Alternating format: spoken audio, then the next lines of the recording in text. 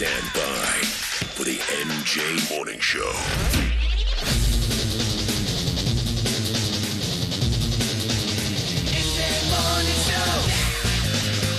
Rock and roll. Showtime.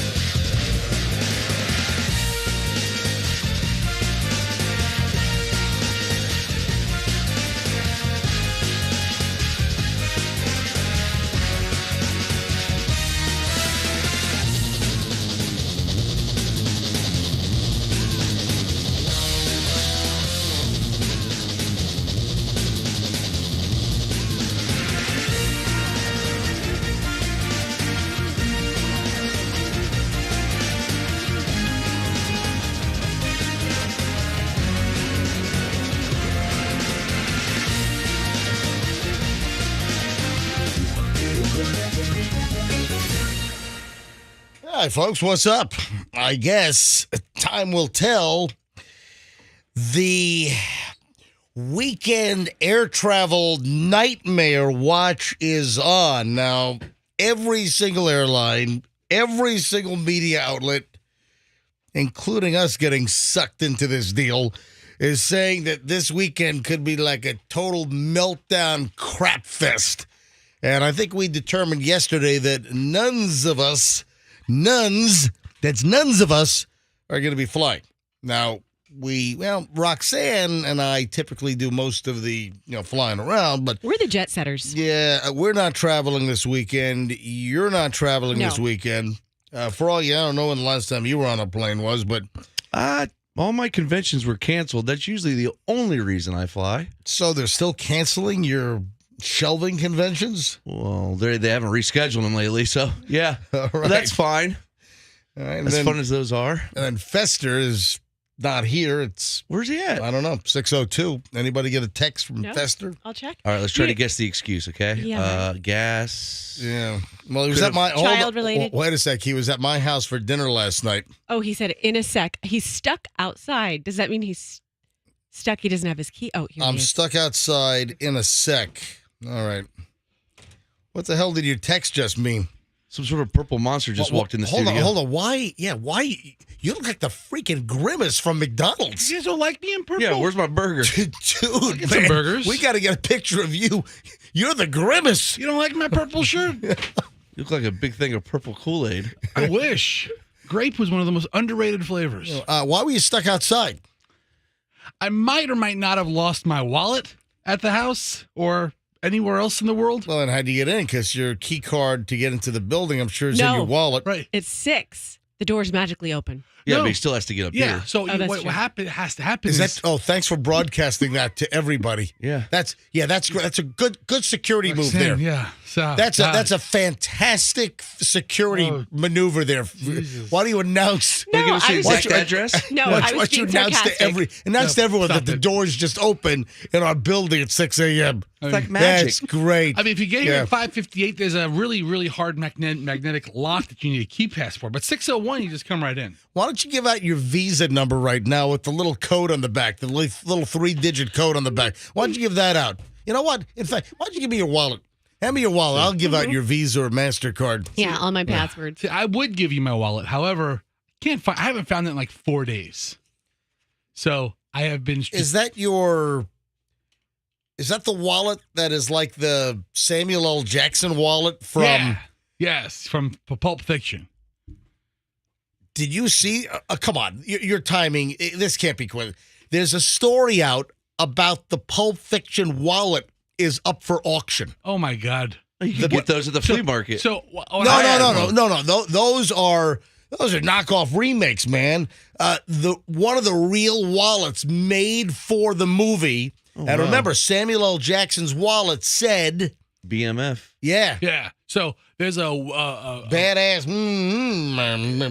So Badass Mother's Day. It doesn't say no ass. no ass. There's no Just ass. MF. I'm sorry. It says Bad Mother's Right. Day. Which wallet is it? So one that says bad. Mother, yeah. So I bought it on eBay off of a seller called BMF Wallets. And Great. all he does is sell these wallets, and it's been a great wallet. I had one for years Yeah. that you gave me. I gave it to you. Yeah. Right. But I can't find it. And even on Tuesday, Froggy, remember I met you outside? I kind of snuck in with you. Mm-hmm. So Yeah. the trick is you have to kind of sneak in with another coworker and kind of make it really casual, right?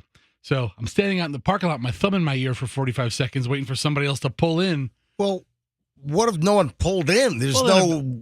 All the Eventually- morning people get here at probably the same time. Yeah, so. I mean, there's a cluster of morning people that arrive between 5:58 and 6:01, and I was in that group. Today it was just 6:01. It was a minute late. If it was- How many people show up to their radio shows in this company at the last freaking minute? Every Everybody. single one. I mean, yeah, I've seen people show up for their show 10 minutes late. Oh my God. So, I mean, if I was much later, like at this point, and I was still stuck out there, I might have called Andrew and was like, could you please get the door for me? Or I would have told Froggy or something. I would say thought- at least one day a week I don't have my pass with Yeah. me Why? How do you not have your wallet, your because my key card to get in? How is that? It's just something important that you have with you, your wallet. Right. I misplaced the whole wallet, so I have no driver's license.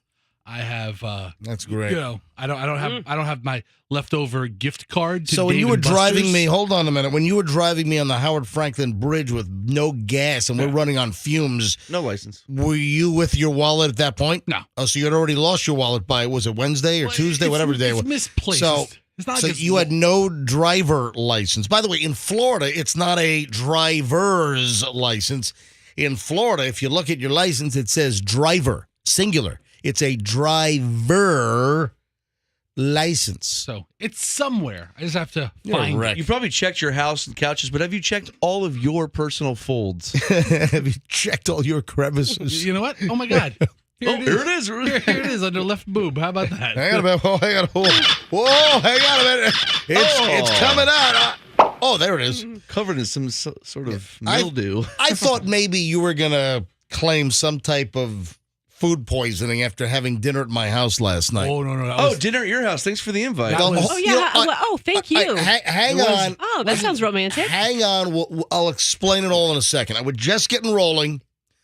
We're just getting started. I'll explain why Fest was at my house last night and none of yous was invited. I was Okay. busy washing my hair anyway. Okay. I'll explain it all next. Hold on.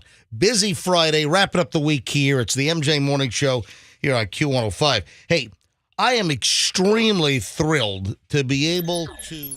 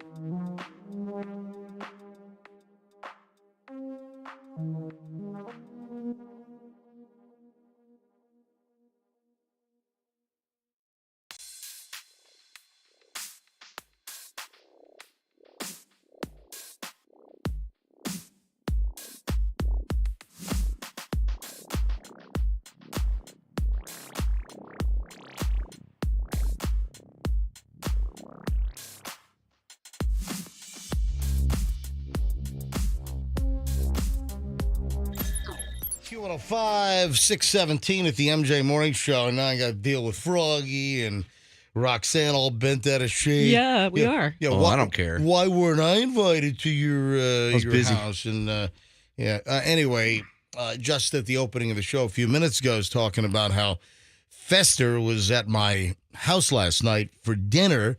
And then, of course, immediately, don't play it off like you don't care, Froggy. I saw your neck kind of snap around when I said that Fester was there, and then Roxanne, same deal. You guys are like, oh, what's going on? What kind of secret cabal is going on at MJ's house? Why weren't we invited? Well, I mean, it wasn't a morning show get-together, except for the new folks that I'm considering for the program. Yes. No. And a couple of those people were really talented. No, I'm joking. I'm kidding. No, our old buddy and my old sidekick on the radio show, BJ, was in town. He was making the rounds, and Thank God you didn't invite me then. he was visiting all his friends and making his amends and apologizing and everything. No, I'm kidding. He made that back in 2009. that was a while back. that whole Definitely one of the The steps. apology tour. that whole step was a while back. But BJ was in town. He and his, I guess Lisa's not his wife, just She has a big ring on her hand. common law. Did they ever get married? I don't know. Allison noticed a big honking ring. Really? We're in the All right. car, and she's like, "Did you see the size of Lisa's ring?" Anyway, Lisa, BJ, and of course, I'm talking about the old MJ and BJ morning show days. And the MJ and BJ morning show here in the Tampa Bay area, that was on from February of 94 to February of 2001. BJ left in 2001, and then we made it the MJ morning show, and we continued that until 2012. Then we ended that. And then, of course, we came back as the MJ Morning Show round 2 in October of 2020, coming up on, holy frig, can you believe it's going to be 2 years that we're back come October? Yeah. Anyway, BJ was in town because they were at Disney first. Lisa is a Disney fanatic. So BJ's significant other is one of those Disney whack jobs, you know what I'm talking about? Yeah, I know a lot of those. I had those in my family. Oh my God. I mean, she's got the suspenders on. She's got like 100,000 pins all jammed over. Has to go to every park, has to ride every ride. She had a different set of ears Was she for 18? each of the. No, they're adults like this. That's a real thing. Yeah. Yeah, I know. It's kind of How old is Lisa? Probably 38, 35, somewhere in that vicinity. Yeah. And she is a Disney fanatic. It is like a little weird. Anyway, so they spend. She's lovely, by the way. Oh, she's great. She's the best. How's she, I- have you ever seen her without her mouse ears on? So I'm getting a text from your bride, Right. that BJ and Lisa are in fact married. Oh, they did. I didn't even know that. We didn't know that. I think it was like some civil service, like Put a ring on it. What's that song? Yeah, put a ring on it. Yeah, so, Yeah, I know what you mean. Yes. don't ever sing that again. But what is the lyric? Put a ring on. What is the? All I know If is you like it, then you better put a ring on it. Thank you. That's what I'm looking Jeez. for. If you like it, you better put a ring on it, That's right? what Kim told Froggy. That's Beyonce, is it? Yeah, if you like it. Yeah. Yeah, Beyonce. Yeah. She shakes her hand like that. So they were at Disney, and I think they were there for like 8 days. What? Okay, Oh so- yeah. Oh my If you gosh! want to get into what I would consider a Disney torture trip, Was he nuts? Allison and Lisa are talking about the trip, and Lisa's like, "We went to the park for 6 days," and Allison's like, "In a row? That's grounds for Oh my divorce. god!" And BJ's like, "Yeah." Was it 6 days? I thought. Well, no. They were there for 8 days. They were there for 8, but Right. they went to the park 6 days in a row. Because a day to get there, then 6 days in a park, and then a day to leave. BJ said he wanted to throw himself on the tracks of one of the roller coasters. he said, "Listen, Disney." We're going to drown himself in the water of what's the one? All of them? Oh, It's a small Splash world. Mountain. It's or, a small world. It's a small world. BJ overboard. Oh, It's not my. even that deep. But I want to probably find a drown way. myself in the. You can see, he's like, "Where's the electricity part in the water? I needed to lick it." Anyway, no, I like Disney. And listen, Disney's great. growing up, I love Disney.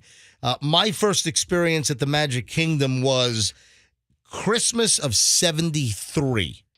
And I'll tell you right now, if anyone wants to look back at what the weather was like, there was one of those cold snaps in Florida, and it was a biatch. I remember we were Better up than being super hot there. we were living in New York. This is '73. This was like 3 years before we moved to Virginia Beach.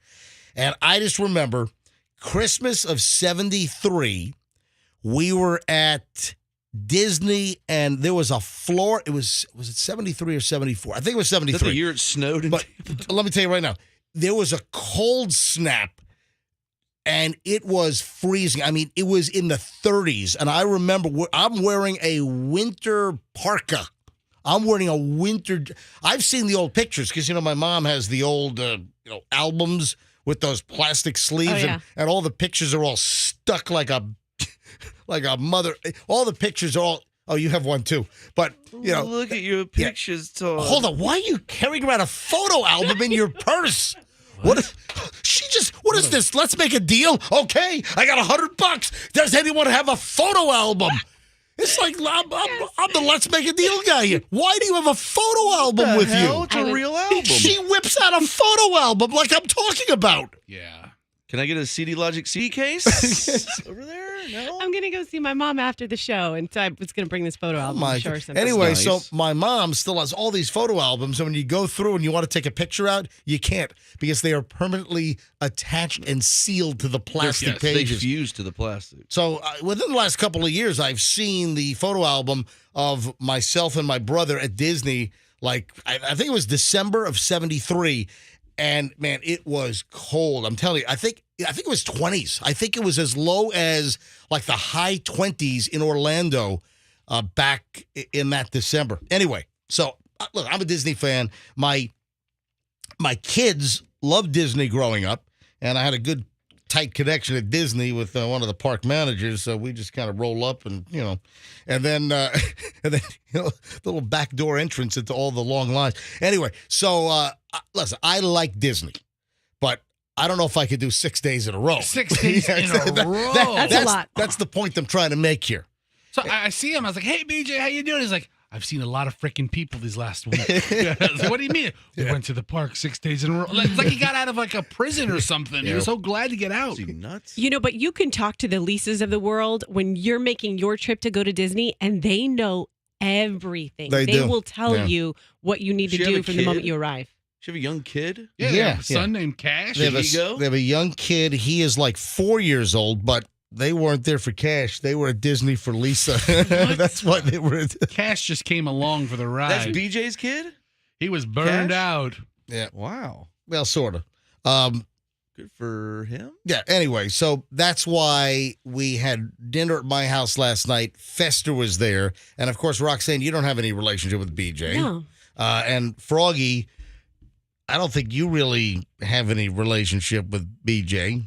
I knew him, but Yeah, yeah. Okay, I Exactly. gotta say, guys, I love BJ. I don't love care. love BJ. It was the most awkward dinner I in the wouldn't sense go. that Hold on, why was it an awkward dinner? I thought it was a great dinner. Okay, it was the food was fantastic, with the exception of you. The company was exceptional.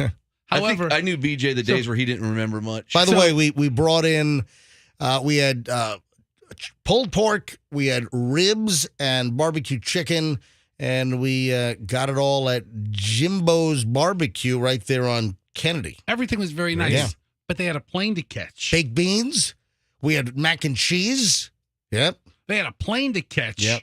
And as soon as we sat down to dinner, Lisa's like, okay, we got to leave in like 35 minutes. It wasn't. And we're like, what? What the what? You can spend 6 days at Disney, Yeah, but our plane takes off. We have to get there 2.5 hours early. We have to return to rental car. And the whole time we're there, there's this unspoken anxiety coming from Lisa of her looking at her watch.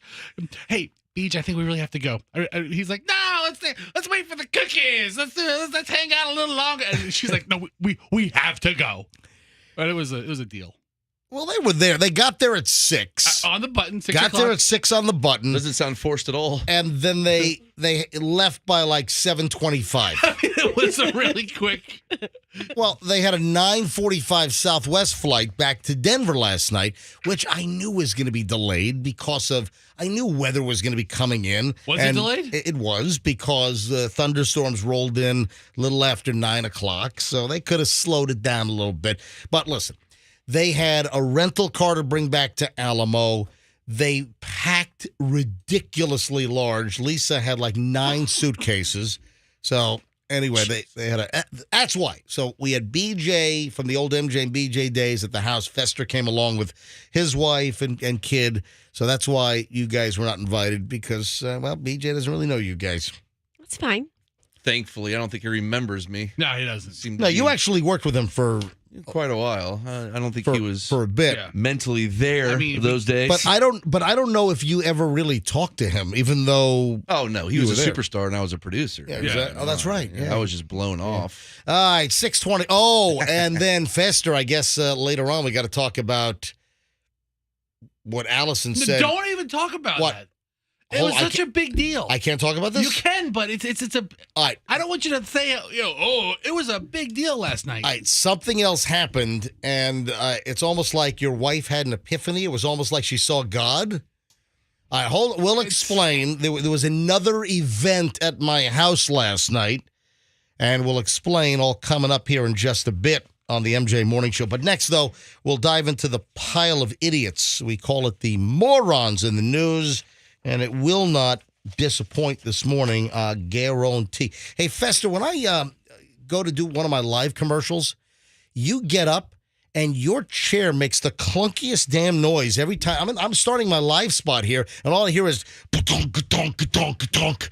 We're lucky this chair doesn't just turn into That's dust. actually the chair being like, "Oh my god, finally!" That in chair language. That's thank you, Jesus. Can you go move the mic down toward your chair and then get up? All right, here we go. Listen. The chair bounces. It's bad. The spring, when he gets up, the spring force is so much that the chair does a bunny hop. I'm telling you, did you hear that? In chair language, that's thank you, God. So when you hear me starting to do one of our live commercials from one of our great MJ Morning Show sponsors, and you hear all kinds of clunking in the background, that's Fester Just getting up out of the chair. getting That's a up out lot of force. getting up out of the chair. All right, folks, Team Logic IT.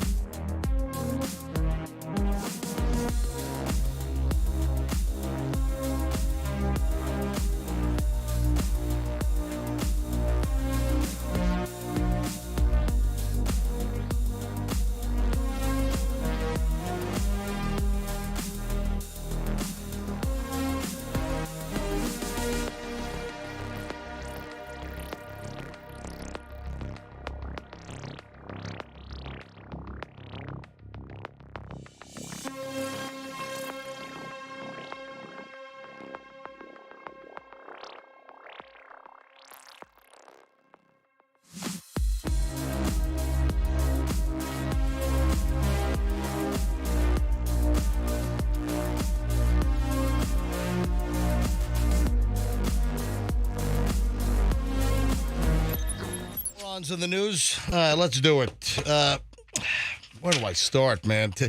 Friday's always a rough day when it comes to the morons in the news because I have a lot of stuff that I haven't gotten to, and I don't want to let it stew and fester, no pun intended, over the weekend.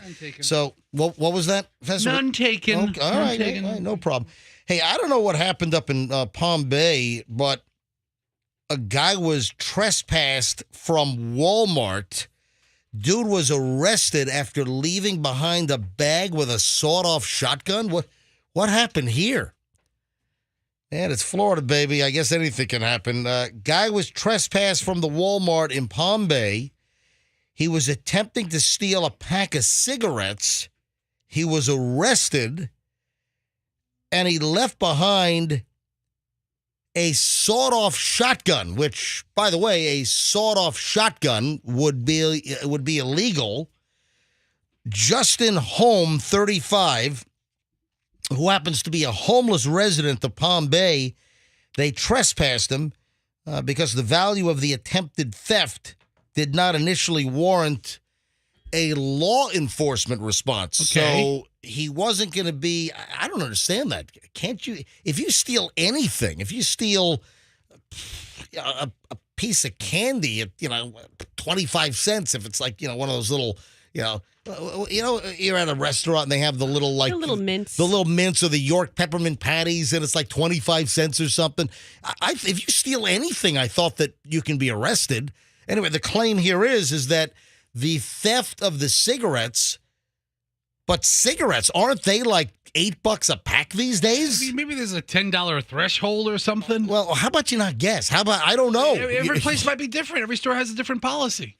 But Walmart said, I don't know if this was a law enforcement or a Florida statute issue, but the guy stole a pack of cigarettes, but that did not initially warrant a law enforcement response, according to the police. But an officer was still there, and when he requested the identification for the homeless dude, he was told his ID was outside in his backpack, right? Then the dude left the Walmart without incident, and he didn't get his backpack, right? Walmart employees later noticed the bag, collected it, and then they observed what they told police to be 2 firearms inside.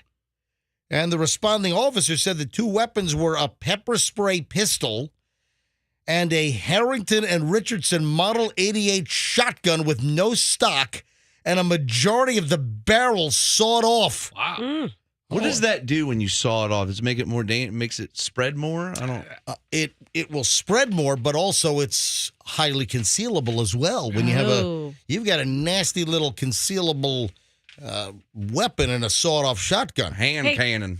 Going back to your cigarette question, Yeah. and especially if anyone is interested in taking up smoking, they have an average cost of $5.51. That's at $5.50 here in the state of Florida. You'll pay $13, close to $13 in New York. For cigarettes? Mm-hmm. How much will you pay in the Bahamas? I don't know. Okay. I didn't buy any. They roll their own there. You sure know a hell of a lot about cigarette prices. I have something called Goggle in front of me that I just. She actually just pulled up state by state cigarette average cost. Are you a closet smoker? No, I'm not. How much are Camel unfiltered? Do they still sell? Red Apple tobacco. Do they still sell Camel unfiltereds? They still sell Lucky Strike. I just saw that at the gas station the other day. Serious? Yeah. Anyway, So I'm sure. This is great. You got a guy pilfering cigarettes. You got a homeless dude with a backpack, and he's got a sawed-off shotgun inside. That's just fantastic. Anyway, guy faces a charge of possession of a short-barrel shotgun. I believe that's a federal charge as well. If you've got an illegal weapon like that with a short barrel, I think that might even constitute a federal charge. So we'll see. But I guess the moral of the story is when you see those homeless folks running around with their backpacks, what the hell's inside? Well, also, his name is Holmes. Yeah, and he's homeless. homeless. Yeah. Of all the things. Oh, that's right. His name is Home. No, not Holmes. No, his name is Home. He just needs one. Oh, that's cruel. His name is Justin Home, and he's homeless. I know. I feel bad for the guy in that capacity. Well, I don't feel bad that he's been captured and he's running around with a sawed-off shotgun at Walmart. But he has the most unfortunate name for his circumstance. That would be true. If you're homeless, to have a last name of Home. Just reminded of it every time you look at your license. And then if you happen to lose your last name as well, right, you would be like double homeless. How could you lose your last name? I mean, it's like he goes to the misplaced it. I don't know. Like he goes to the sleeping place. He's like, yeah, my name is Home. All right. How creepy is this? Listen to this.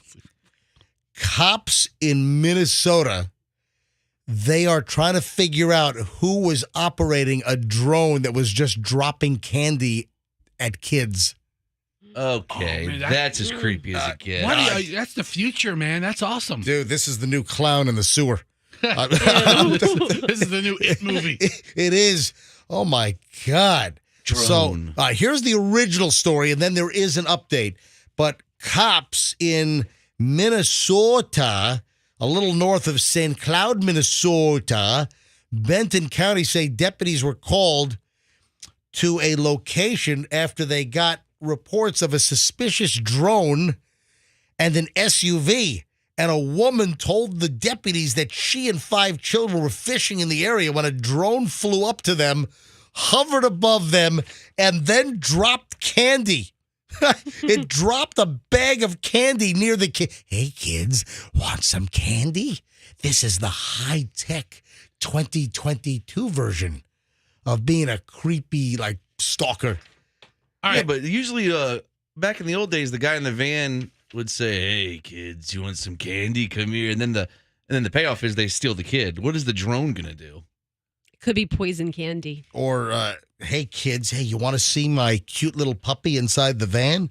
You know, follow the drone. Yeah, hopefully, our listeners have always taught their kids that you don't get plied with candy by some stranger that's... have you had this conversation with your kids? Yes, I have. How has it gone? So your oldest daughter's 5, and she starts kindergarten this coming year, right? Right. Okay. It hasn't specifically been related to candy, but it's been about we don't talk to people unless mommy and daddy introduce you to them. Is the stranger danger thing still a thing? Yeah, I've used that before. Yeah, I've definitely used that phrase. But I just tell my daughter to, if anyone ever tries to take you away from us or walk you away, you scream as loud as you can. She has a very loud voice. And I remember That's that thing right. She's an auditory savant. Somebody's trying to kidnap me. That's right. Lovely. Roxanne described her kid as an auditory savant. If she hears something, she'll repeat it. Yes. Oh my God, don't take me. Have you told your daughter to yell like, "You're not my daddy. You're not my mommy"? Have you guys had that conversation? Yes, you have hair, not dad. No, but that's sort of the thing that you teach kids, that if somebody tries to grab you, that's a real attention getter. A kid screaming, "You're not my mommy. You're not my daddy," and you yell that. Yeah, no, it's a crappy conversation to have because you want to teach them there are good people in the world, but then you have to be like, but there might be some bad people, so you have to watch out for them. I taught my kids all people are bad. Anyway, it's a weird story. So the sheriff's office says that the mother and the kids saw a black SUV parked near this property, and the SUV quickly left and got on some local highway. All right, so we have a resolution to it. Well, hang on. I'm about to. I said I have an update. Here's the original story. Then I'll have the update. So they have a description. It was a black SUV, and the witness said that it was like a Chevy or a GMC full size from the early 2000s with a license plate that started with FED. And the driver was described as a man in his mid to late 30s with short, dark brown hair, right? Now, I got to be honest here. The mother fishing with a couple of kids on some little lake, I'm pretty impressed that she got part of the license plate number, knew it was a Chevy or a GMC full-size SUV. Right. Because if I asked my wife, well, what was it? She'd be like, I don't know. It was a car. It was a I car, don't know. yeah. It was a car. What was it? Was it a Ford? Was it a Chevy? What kind of SUV? What? I don't know. It had tires. You know, that's the answer I'd get out of Michelle. But this lady had enough information. Anyway, the update is that they've identified and interviewed the person of interest, and it turns out that he's a nationally wanted child abductor. Wow. Jeez. No, I'm kidding. I'm joking. What kind of a joke is that? They believe that the person engaged was just trying to get footage for social media.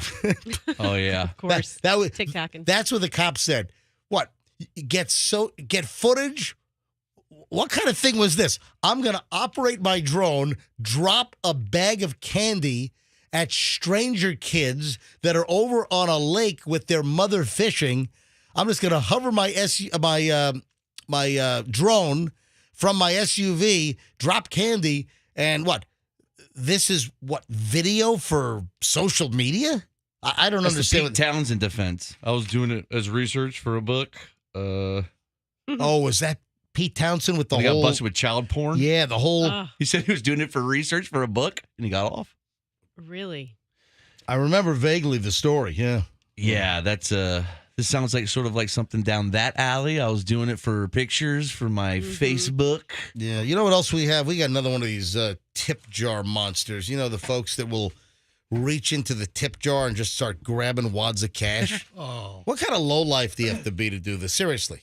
How much of a lowlife do you have to be to go to a restaurant or you're at a counter of a business where they do have a tip jar and you look around, make sure that they're not watching you, and then you reach your hand in the tip jar and you get a handful of paper money? What kind of loser are you? Yeah, nowadays when I see those tip jars, they're not very full because people don't have a lot of cash on them. So you're thinking that the supply chain issues, the inflation, the cost of everything going up, you think that's hurting the insertions into the tip jars? And more importantly, that people don't have extra cash on them. Who has extra a bunch of extra singles or 5 laying around besides Froggy? Strip club DJ.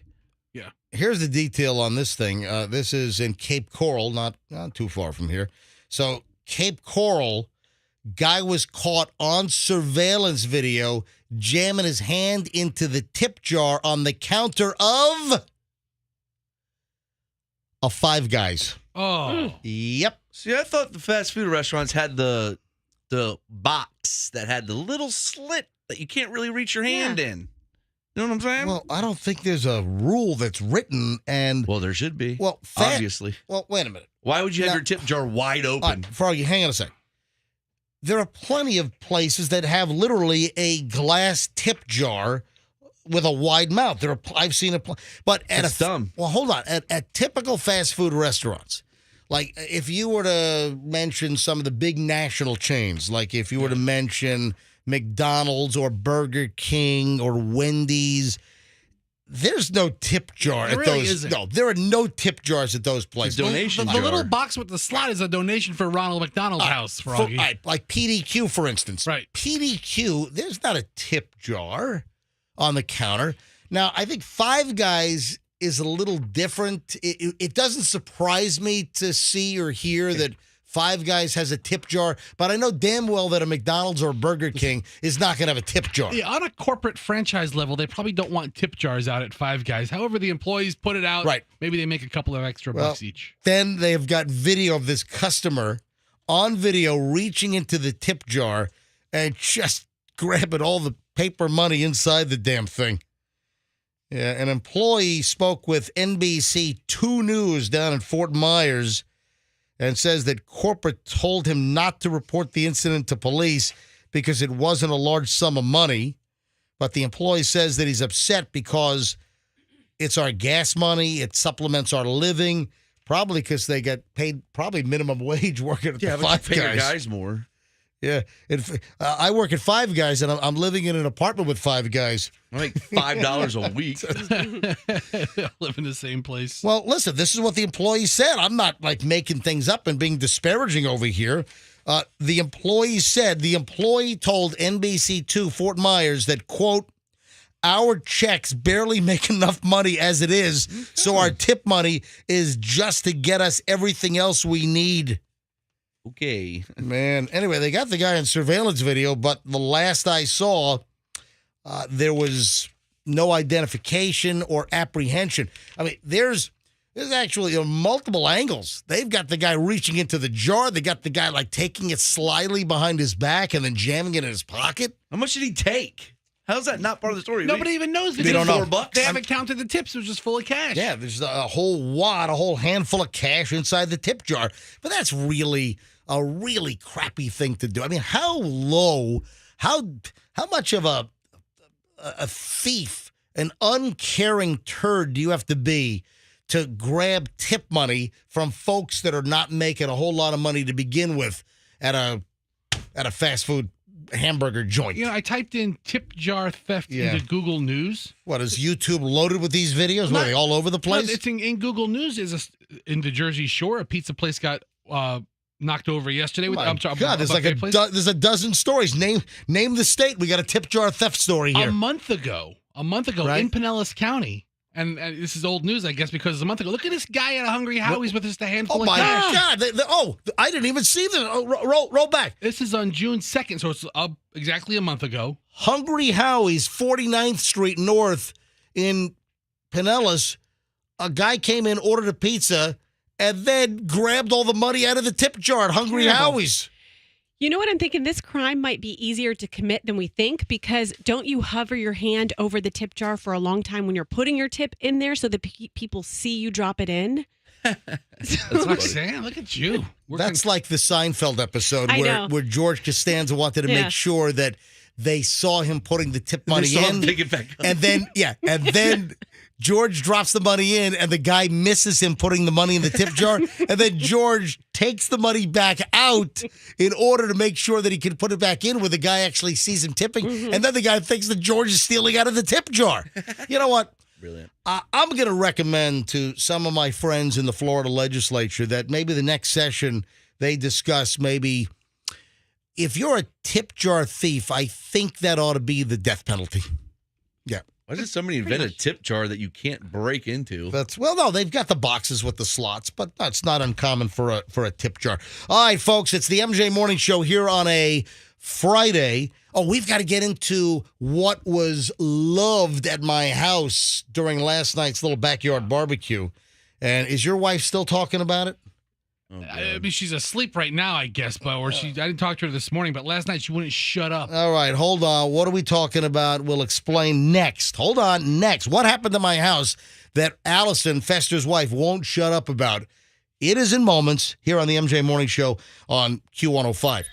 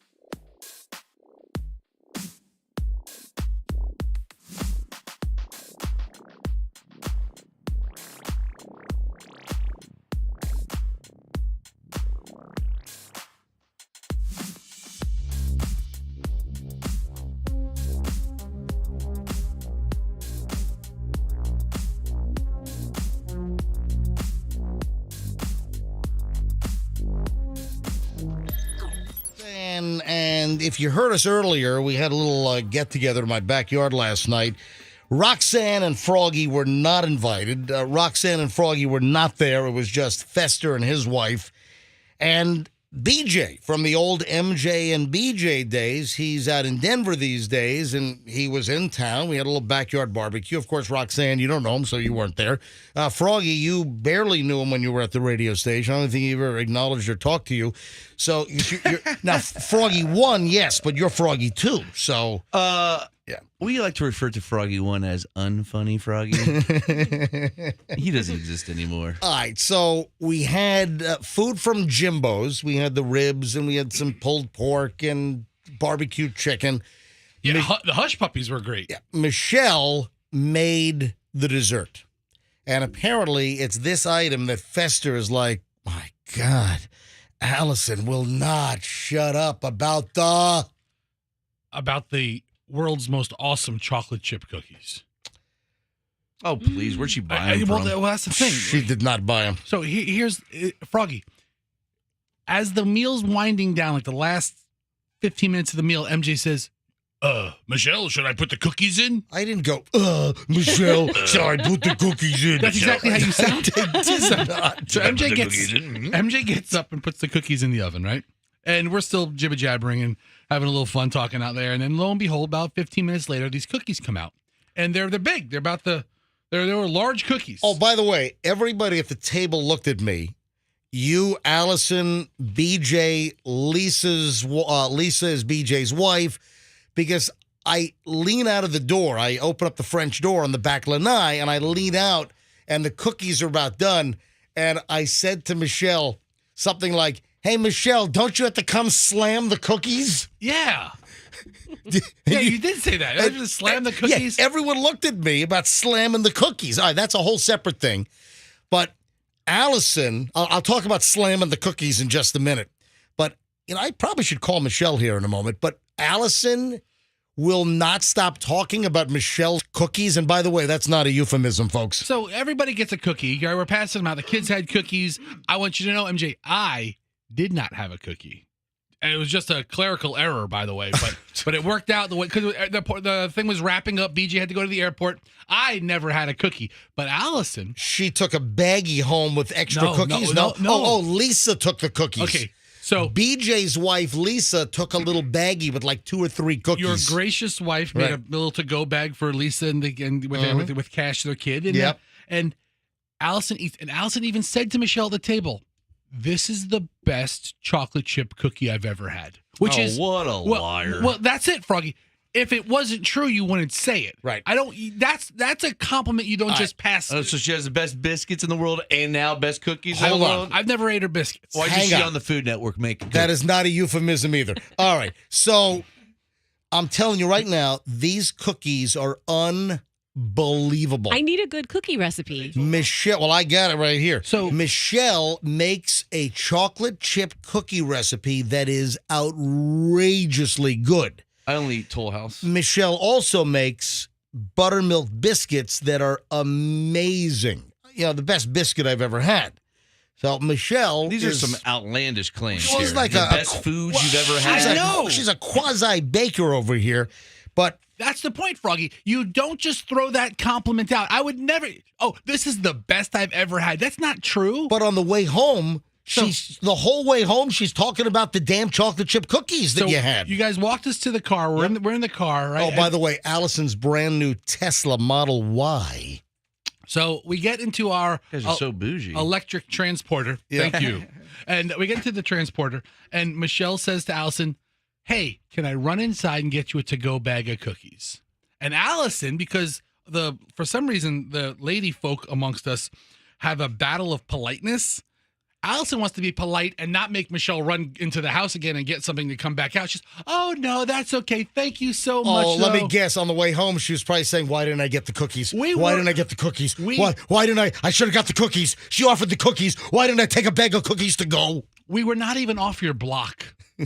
I mean, she's like, I wish I would have had Michelle get those damn cookies. She goes, you don't understand. She goes, what'd you think? I was like, I didn't have a cookie. She goes, it was the best cookie. And that's not a compliment you just, like I said, arbitrarily give out. She goes on and on about it the whole ride home. I would never. And then what happened was she gave Michelle a compliment, and Michelle, graciously accepted it, and then said, I got the recipe from the New York Times. Yep. And then she gave a couple of, a variety of flours that go into this.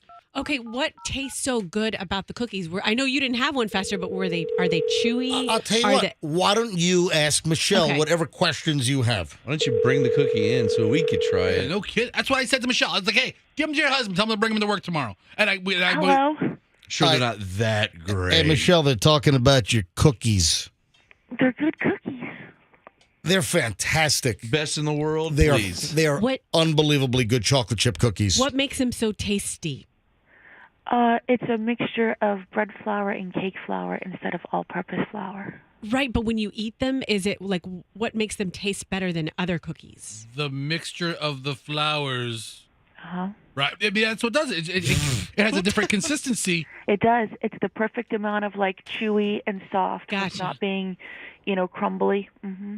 I mean, there's no crazy ingredient besides the mixture of the flours, right? I got the recipe right here. I bet you it's not as good as the Chips Ahoy. So that's the thing. Oh, will you shut up? These things make Chips Ahoy I don't know. taste like cow puke. Who has more sense? All right. Oh wait, there's one more special thing you have to do. Sneeze on them? Well, no, it's the slamming, right? No. What? It's they sit in the refrigerator for 24 to 36 hours, or you could freeze them. Right. Which is what I did last night. Yeah. So you can't just make the batter and then just cook them right away. You want to refrigerate them. Now, folks, this is no secret. We're not going to, Michelle's not going to give up the recipe. No. It's one of, now there are a couple in New York Times chocolate chip cookie recipes, but this one is the chocolate chip cookie recipe from the New York Times, and it's the recipe from Jacques Torres, adapted by David Leite, Leite, and it's normal stuff. It's 2 cups of listen. That's not normal stuff. Hold on. Those Listen. flowers are kind of special. I want you to listen. You're going to give a recipe on the air? No, I just want to read a couple things that are so specific.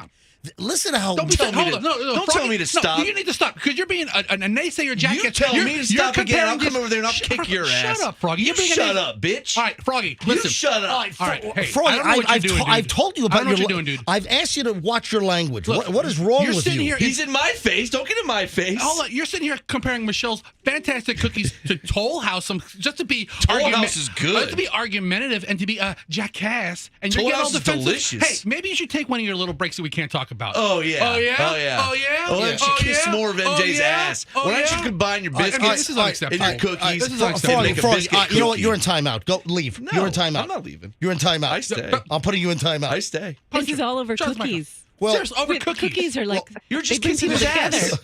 Every time you go over there, you're like, What a dick. oh. MJ, I can't work in these circumstances Dude, anymore. every- I can't work in this. folks, I'm trying to talk about something delightful like chocolate chip cookies, and Froggy, you're ruining it. Well, I mean, it can't be the best in the world. It's an outright lie. There's cookie stores out there that make their livings on cookies. Listen, I've had some really bad cookies from so-called cookie stores. I'm sorry all I'm right? offending you when we're talking You know, about cookies. You enormous man. All right, shut up, Froggy. Shut up. Go chief up. Go visit now, the parking lot shut again. up.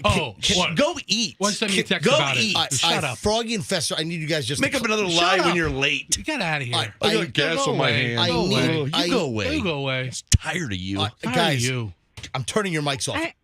Oh my God. I don't have any boy children, but Yes. is this how it is? This is how it is. Oh my God. Oh, I Oh, do. boy. And this is how it is. I turned your mic off. Oh, wait. But Michelle, are you okay? Yes. I think Froggy needs to go take a vape I think you break need or to something. stop, okay? Don't yell at my wife I think now. Michelle needs to make some more cookies, and Froggy, you can eat them. Yeah, why don't you bring me some cookies? Why don't you make some marijuana cookies for Froggy? No. Why don't you just make me normal cookies? All right, now hold on a minute. Listen. The weird recipe has just weird specifics. 2 cups minus 2 tablespoons of cake flour. They want you to take 2 tablespoons out. Pause. It's actually better if you weigh it. Notice it has the weight Oh, there. 8.5 ounces, yeah. Yeah, you should really weigh Weigh your it. baking rate. All right. because the flour is very different, right? Cake flour is very light and bread flour is very heavy. Now, can anybody just go online and get this recipe, or do you have to be like a subscriber to the New York Times online to get the recipe? Well, like if you want to print it out from the New York Times, you probably have to be a subscriber. But, if you Google it and you just go a couple pages deep, you'll probably be able to find somebody. But the cookies, folks, are incredible. Allison Fester's wife won't stop talking about these chocolate chip cookies. And then finally, the slamming of the cookies. Can you explain the cookie slam? Well, I read this a while ago. So, when you take the cookies out when they're starting to look done, sometimes they rise, right? Like everything you bake rises. But if you want that like perfectly kind of not flattened, but a flatter, round, more symmetrical type of cookie, when you take it out, you just take your tray and you just slam it on the counter, and the cookies just all flatten very nicely into almost a perfectly round shape. You take the tray and you go bam, and the first time Michelle did it, it scared the crap out of me. It sounded like a gunshot. I thought there was a gunshot. And it was like she takes the metal tray and boom, bam on the counter, and you slam the cookies, and they the force makes them flatter and wider. Right. And it's crazy. It's like, some kind of icing on the cake deal if you're like Benihana and the guy flips the shrimp into the hat. I mean, that's what Michelle. Isn't it then the most perfect like thickness and circumference and everything? And if you would like to see Michelle holding 2 large chocolate chip cookies in front of her boobs, I took Michelle. I took this picture last night. They're like chocolate chip cookie pasties. It is seriously. Look at the picture. Placed. I'm holding it up to It's MJ. so cute, Michelle. It's on MJ TV right now. I'm holding the image on MJ TV, but it's on my Instagram. So if you want to see Michelle holding 2 of her cookies in front of her boobs inside my radio hallway in our house, the image is up on my Instagram. It's Certified Todd Schnitt. That's Certified TODDSCHNITT. And Andrew, could you grab it and also put the link up on MJMorningshow.com? And if you don't want to go to Instagram, you can see it. It'll be in a few minutes. The cookies will be up on MJMorningshow.com. But I encourage. Wouldn't that be a good invention, like pasties that had a chocolate chip cookie design? I have a good idea, MJ. And then you flash people, and then you have 2 chocolate chip cookies. I have on a your good boobs. idea. What's your good What if idea? she combines her 2 best products, the biscuits and the cookies, and you make a biscuit cookie? Yeah, it's a brilliant idea. Bye, Michelle. Do they exist? Do you remember? Have you ever heard anything called the cronut? Thank you. Yeah, all right, whatever. You can combine 2 good things. Michelle, excellent job. Cookies are delicious, and don't let Froggy drag you down. All right? I'll tell you how good they are. All right, bye, Michelle. Bye. All right, so we'll also put the image up at MJMorningshow.com. But, folks, give me a follow because you never know what's going to happen on my Instagram, Certified Todd Schnitt. All right? And the recipe is the New York Times recipe from Jacques Torres. I'll find it and repost it. Is his middle name Itch? Jacques Torres is what it is. But, folks, I'm telling you, these chocolate chip cookies are unbelievable. All right, coming up in just a minute, man, there was an awkward encounter between an Amazon driver and a FedEx driver. We got to talk about that. And also, do you know what the sink condom is? The sink condom. Hold on. We'll get to it all next on the MJ Morning Show here on Q105. Now, if you're a business owner.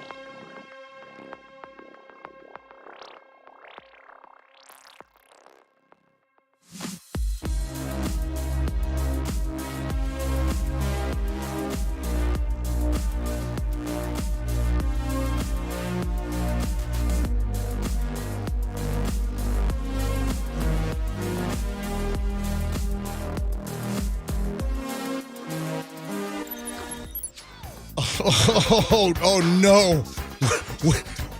We've got an issue. We got a problem.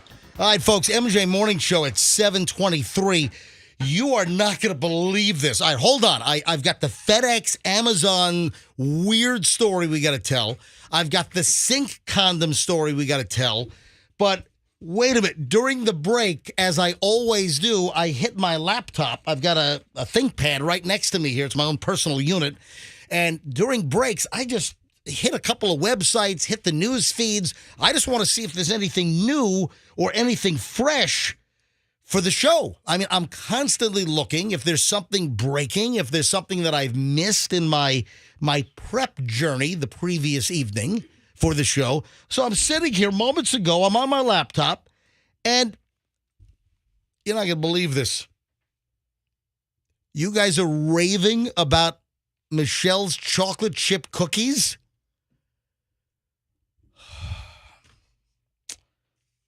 Uh-oh. You guys are all silent all of a sudden.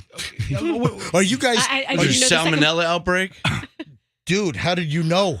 Oh, no. I don't know. Dude, how Just taking a guess if you're eating a cookie. And can't you get that from raw cookie dough? Whoa, hang on a minute. I got to get Michelle back on the phone. Folks, this is breaking news. You guys feel okay? Hold on a minute. Ladies and gentlemen, this is an MJ News Alert.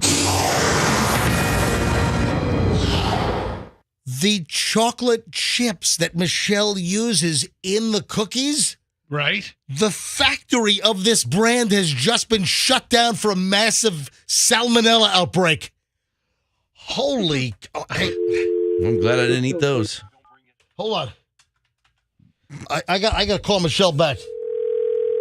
Oh, my God. Doesn't salmonella die when you actually cook it? I think that's probably a good point. You're the grill master. I mean, you baked it. Hello. Michelle, this is... What's that noise you just made? Obviously, you're listening to the show. Yeah. Michelle, this is unbelievable. I was just online here. A chocolate factory in Belgium has temporarily shut its doors after discovering salmonella in a production batch. Swiss chocolate producer Barry Callebaut paused production at its plant in Wies, Belgium on Monday, the company said in a statement yesterday. We're in trouble. The Wies plant is the biggest chocolate factory in the world. Oh, wait a second. I thought Willy Wonka was. Well, hold on one second. Oompa, loompa, loompa-dee-doo. Do they have a lickable wall with schnozberries? Did some fat German kid fall into the river of chocolate? Always wanted to know how a gun worked, Charlie. Daddy, I want a golden goose. Daddy, I want a golden goose now.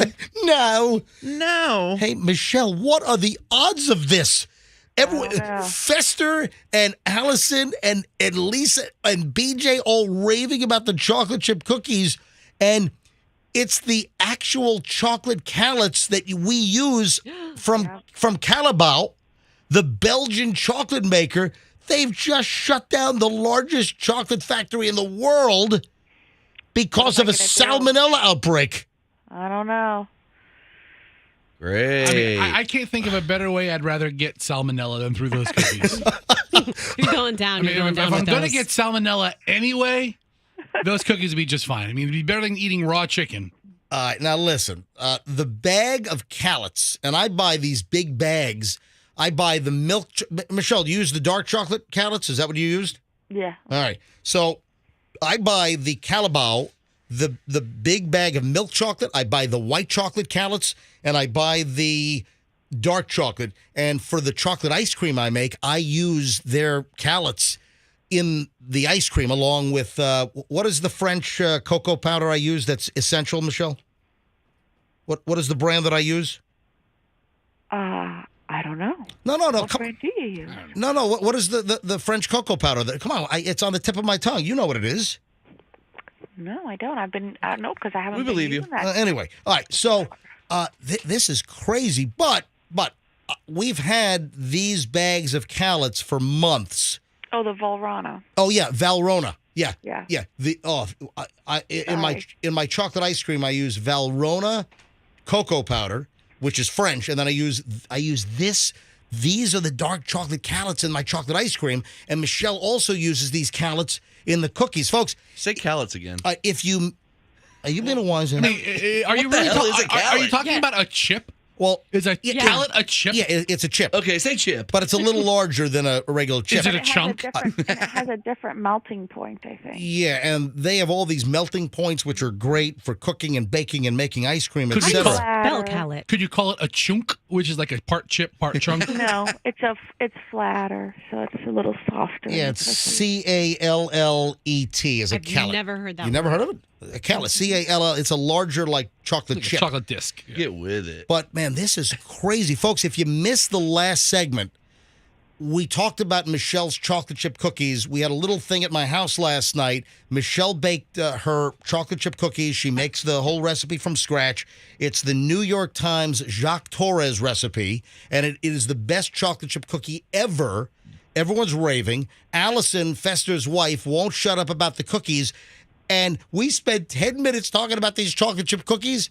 We take a commercial break. I go on my computer, and then here's a story that one of the key ingredients of the cookies, they've just shut down the factory for a salmonella outbreak. I'm sure your batch number is before the salmonella. Fester, you didn't eat a cookie, so you're okay. Yeah, I should be. I'm fine. I'm gonna watch the rest. See, MJ ate the most. No, MJ had 2 of them. no, I'm fine. I'm guessing yes. I'm guessing that our chocolate produced in this Belgian chocolate factory from Callebaut, it's a Callebaut. I'm guessing that they discovered the salmonella on Monday in a batch, so ours are months old. So I think that we're salmonella free. What do they have, a salmonella tester? How do they find it? How do you get that job? Salmon tester? Dude, they have a device that it's a prong and a probe that sits in the vat, and as soon as salmonella is detected, salmonella, it just starts. Why don't they just have somebody eat something? Like a piece of every bat. A callet. Hey, a dallet. What is it? excuse me, Jacques. Just Eat this callet. Tell me how you feel in like 20 minutes. Okay, I'll let you know. Thank you. I die. See? Anyway, bottom line is, how crazy is it that we're raving about your cookies? You use this brand, this Callebaut, and then now they're shut down for a big salmonella outbreak, and it happens to be the largest chocolate factory in the world? The largest chocolate factory in the world. In the world? In the world. All right, Michelle, I got to run. Folks, I just had to bring you this breaking news because, I mean, you ever notice that just weird things happen, timing, just crap happens? It's like, what are the odds of us talking about this and the chocolate factory is shut down for salmonella now? Weird. It is weird. That's what I'm saying. Oh, it's not as weird as the lady that wants us to bring. Oh, you got to hear this. I got an email yesterday. A woman says she woke up at 3 o'clock in the morning and her microwave was floating in midair in her kitchen. What? This is Ghostbusters? All right. Bye. All right, goodbye. Bye. All right. We'll deal with that, I think, on Monday's show. All right. That's a lot. That is a lot. I just want to enjoy my weekend. I don't. Tuesday's show, MJ. We won't be here. Oh, Monday. I'm sorry. Yeah, Monday's 4th of July, so maybe Tuesday or Wednesday next week. We got to talk about the MJ Morning Show listener who says that objects are moving around her house, and she was awakened at 3 in the morning, went to her kitchen, and her microwave is floating in midair. Come on. I mean, what drug are you on? What? Come on, I don't believe that. All right, I'll share that whole story next week here on the. So you have something to look forward to, ladies and gentlemen. All right, Roxanne, do you know? First of all, I'll get to the FedEx Amazon story in a minute. The other one that I teased was a sink condom. I was going to Google that during the break, Oh, but you, I just you didn't, right? No, I did not. Yeah, I don't want you to Google everything. I want things to be spontaneous and natural. Do like me. Get your news here. Yeah. So, what do you think a sink condom is? And you've never actually used a condom? I've never used a sink condom. Yes. No. I mean, So other what, kinds. What maybe. I feel like is that it's something that would protect. Okay, sinks are very germy. What do you think a sink condom is? What is your picturing it guess? going around the nozzle. Or not the nozzle, but I'm picturing the water spout, the spigot, the faucet. So you- water Thank balloons? you. So you're talking about putting the sink condom on the phallic-shaped That's what I'm picturing. faucet? Yeah. Why if it would fits. why would you do that? Why would you want to impede the flow of your water by putting a sink condom on your faucet? Just what I did it yesterday. Just what Fester said. Making water balloons. I did water balloons yesterday. But that would Condoms? be a balloon. Not No, a, but they're shaped. They're like them. Yeah. you made water balloons yesterday? Yeah. What's going on here? I got salmonella talking about. I'm talking about sink condoms. I know. And you're making water I balloons. did. All right. No, come on. Think about what would a sink condom be? No, you're not going to impede the flow of the water coming out of your faucet. What is a sink condom? Something that protects the sink from getting dirty or from Oh, germs? okay. All right, I don't know. guys. What is it? It's Something that weird. prevents two sinks from having a baby sink? It's like I have a spatula. I have a strainer. I don't have a sink condom. I don't know what you're talking about.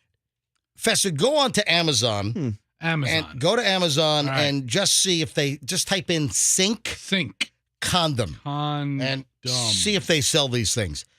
Guys, just regular yeah. just Oh, great. regular condoms If come up. Magnum is a brand of sink condoms, then Jeez. Well, scroll up. Come on. Trojan Extended keep Pleasure. Keep going. Any Keep ribbed? going. Durex. No, I don't need you to read all the condom brands out. Just Snugger Fit. Any lifestyle? Lifestyle right here. Well, Snugger Fit. Yep. wait a sec.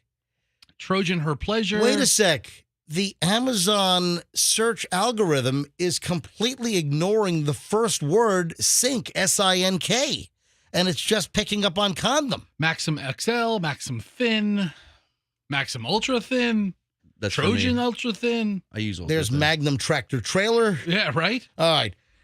A sink condom, guys, is when you need to get all of the nasty sludge and food crud that collects in the drain that doesn't go down.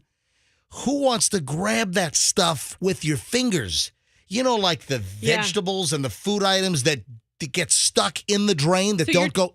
You're talking about the side without the garbage disposal. It's Yes. called a strainer. Yeah, Yes. the strainer cleaner. Well, you have the strainer cleaner, but how do you clean out if you don't have the strainer in and you just have the regular drain? You still have like the holes in the metal drain. Right. A sink condom is a latex device that you put over your fingers to then clean out your sink without getting all of that nasty food yuck All right. that it gets wet and it sits in your bottom of your drain and So that's gets a finger condom. You mean a glove? Yeah, I mean, were these called yellow rubber kitchen gloves like yesterday? Guys, I'm not making this up. There's a kitchen and a cleaning guru that says that a sink condom will change your life and stop you from having to handle the food in your sink drain. It's the dumbest thing I've ever heard. I'm not making this up. It's like saying I'm wearing foot gloves on my feet. There's a woman named Lauren Emily. No, foot condoms. Yeah, there you go. What? Oh, MJ, It makes no sense. so far this It's sounds a like glove. This sounds like the dumbest thing you've ever talked about. You actually is it actually a real condom that you're using?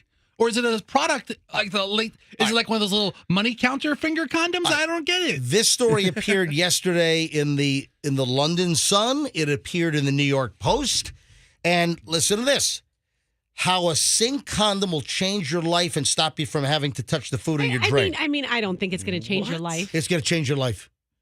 Don't challenge me. This is going to change your life. Hold on. This is okay. It's a lifestyle change. This is a mesh net that you put over the strainer so you can just quickly pick up the mesh and get all the gunk out and keep your strainer in place. Apparently, you can use it however you want. See? Yep. And it also prevents sink pregnancies, but not all diseases. Not 100%. Not 100%. The sink condom, this Lauren Emily, she shared images and a video that she uses the sink condom, and she has a video where she shows how it's incorporated into your cleaning routine. And it's this small mesh covering used to protect the strainer in your sink. And you don't have to touch the bleep in your strainer and in your drain. And that's what a sink condom is. Sink condoms are stupid. I never use a sink condom. I mean, you could just put on a glove and just, or you know what I have is What one happens? of those What long happens if you hang on a second? What happens if your sink condom breaks? Uh-oh. All right, go Quite ahead, the Frog. mess. Yeah, I'm sorry. Quite What? the mess. Yeah. With the new ruling, what can you do? Yeah. But I have a sink snake. You know, you put it down the thing. It has little ridges that go upwards. Pull it all out right there. There you go. Sink snake. That's all you need. All right. You don't have a sink condom. Unless your sink is a real. Yep. So there Prostitute. are images of the sink condom being placed over the strainer and the drain, and there's also an image of the individual having the sink strainer on their fingers as well. That's how you apply it Yeah, I to guess- the sink yeah. strainer. Yeah. How about it's a sink condom, and she says that it's changed her life. Okay, Her first of all, life is very. her life sucked. Obviously, if this is that big of a deal. All right. Now on to the very awkward FedEx and Amazon driver interaction. Is this something you observed? No, this is a story. The story goes that a FedEx worker is calling out Amazon. The FedEx driver was on his route in Los Angeles when he was approached by an Amazon driver who asked if he could borrow $2. The FedEx driver says, the Amazon driver says, "Hey man, I'm sorry to bug you, but is there any way you can spot me $2 because I'm thirsty? You know, get me like an iced tea or something." All right. He said he wound up giving the other guy $10 to buy something to help his thirst in the summer heat. But then they start talking about the money. And the FedEx driver on video, he said that he was just telling me that he drives far to go to work and all that, and it sucks because all his money goes to gas right now. So then he asks me how much money I make an hour. And I told him what I make an hour, and he couldn't believe it. And he was like, "Whoa, how long have you been with FedEx?" I told him about 1.5 years, not even 2 years. And he was like, "Man, I've been with Amazon longer than you, and I don't get paid anywhere near that." Okay. Can you imagine that the FedEx driver has to give the Amazon dude $2? Actually gave him 10. He asked for 2 so he could buy an iced tea. That's a little bit awkward here. I'm of the belief that at any time, if you don't have a debit card on you, any of us could be in a lurch for $1 or $2. So I don't hold that against the Amazon driver. But am I the only one that has always just subconsciously thought that there's a huge pay disparity between UPS guys and FedEx guys? Is there? Guys, I've always felt that way. I've always, I have no proof of this, but the guys who have the vans that come to my neighborhood for Amazon delivery, I've just always felt that they got paid a lot less. Although I don't know this to be true. I think this story confirms that. You know, UPS and FedEx drivers, they can make really good money.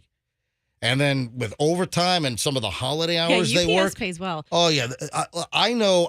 I've known and know both UPS and FedEx drivers, and they can do remarkably well. Plus, they don't need to go to the gym, man. Their job is a physical fitness workout every day, so it's a pretty healthy gig as well. Plus, they got receptionists all over town lusting after them. That's true. Oh, that's no joke. Oh, it's the brown shorts. I mean, nobody lusts after the Amazon delivery No, person. but you're right. Here you've got Amazon, which makes a fortune. You've got Amazon, who founded by Jeff Bezos, one of the richest guys on the planet. And here we have one of their drivers couldn't afford to buy an iced tea and then was shocked when he found out the difference in pay from the FedEx guy on his route versus what he was getting paid to drop all the Amazon Prime crap off every day. You know what? This is a good indication of that you do need to give your Amazon driver or your FedEx, whomever, give him a bottle of water when you see him. Yeah, that's a Because good idea. If you ever see hot. you ever see a sweating FedEx, UPS, or Amazon, just hey, can I get you a bottle of water? Then what am I going to drink? That's a nice gesture. It's a very nice gesture, as a matter of fact. Yeah, Froggy, it's a nice gesture. I'm thirsty too, you know. Yeah. I got to get into the can you spare a square? Now, that's coming up in a matter of moments. And, of course, when I say can you spare a square, that also elicits a Seinfeld memory, right? Remember Elaine was in the turtle. Stall. She was in a stall, and she was out of toilet paper, and she was asking the person in the next stall, hey, can you spare a square? Because she was out of toilet paper. And you know what? This is a miracle, folks. I'm actually going to get to this early. I said that I was going to do this around 7:45. It's now 7:43. This doesn't happen often. I'm early on the MJ Morning Show. I want everyone to pay attention because this could be a very critical and crucial life hack that you'll remember forever. Whoa, which one? Critical or crucial? Both. Whoa! All right. It's important. What do you do when there's no toilet paper in the public bathroom? What happens when you are you're doing your thing, you get ready to finish, and oh my God. I mean, can you imagine the feeling of there's nothing there? And a lot of times in the public restrooms, you have those big plastic enclosures, and you don't always know, what's up inside, right? Those are easy to break open, though, in a bad situation. But the point is, it doesn't matter if you break open the plastic mounted toilet paper holder in the stall. If there's nothing in it, you're not going to get anything out of it if it's empty. So this is a life hack. What do you do if you're in a public bathroom, you're in the number 2 mode, and then suddenly you realize there is no toilet paper? Oh, you didn't say the number 2 mode in the beginning. I was just picturing I'm talking about toilet paper. Oh, that's right. I'm working with guys. I've been in a situation. Yeah, but no, obviously, I'm working with guys. No, but obviously with 1 and 2 are different, with men and women. I forgot about that. Yes, they are. Thank you for the anatomy lesson. But here's the difference here that you need to understand is that there are things that you can do. Can I ask a question? Please go ahead. Am I wearing socks? Just hold that thought. Okay. All right. Hold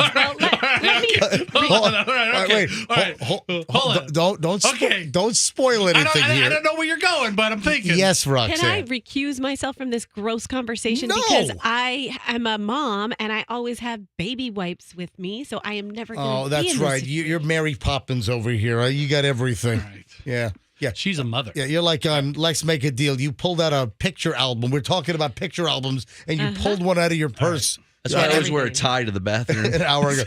All right. So, seriously, this is a serious deal. Don't recuse yourself. All right.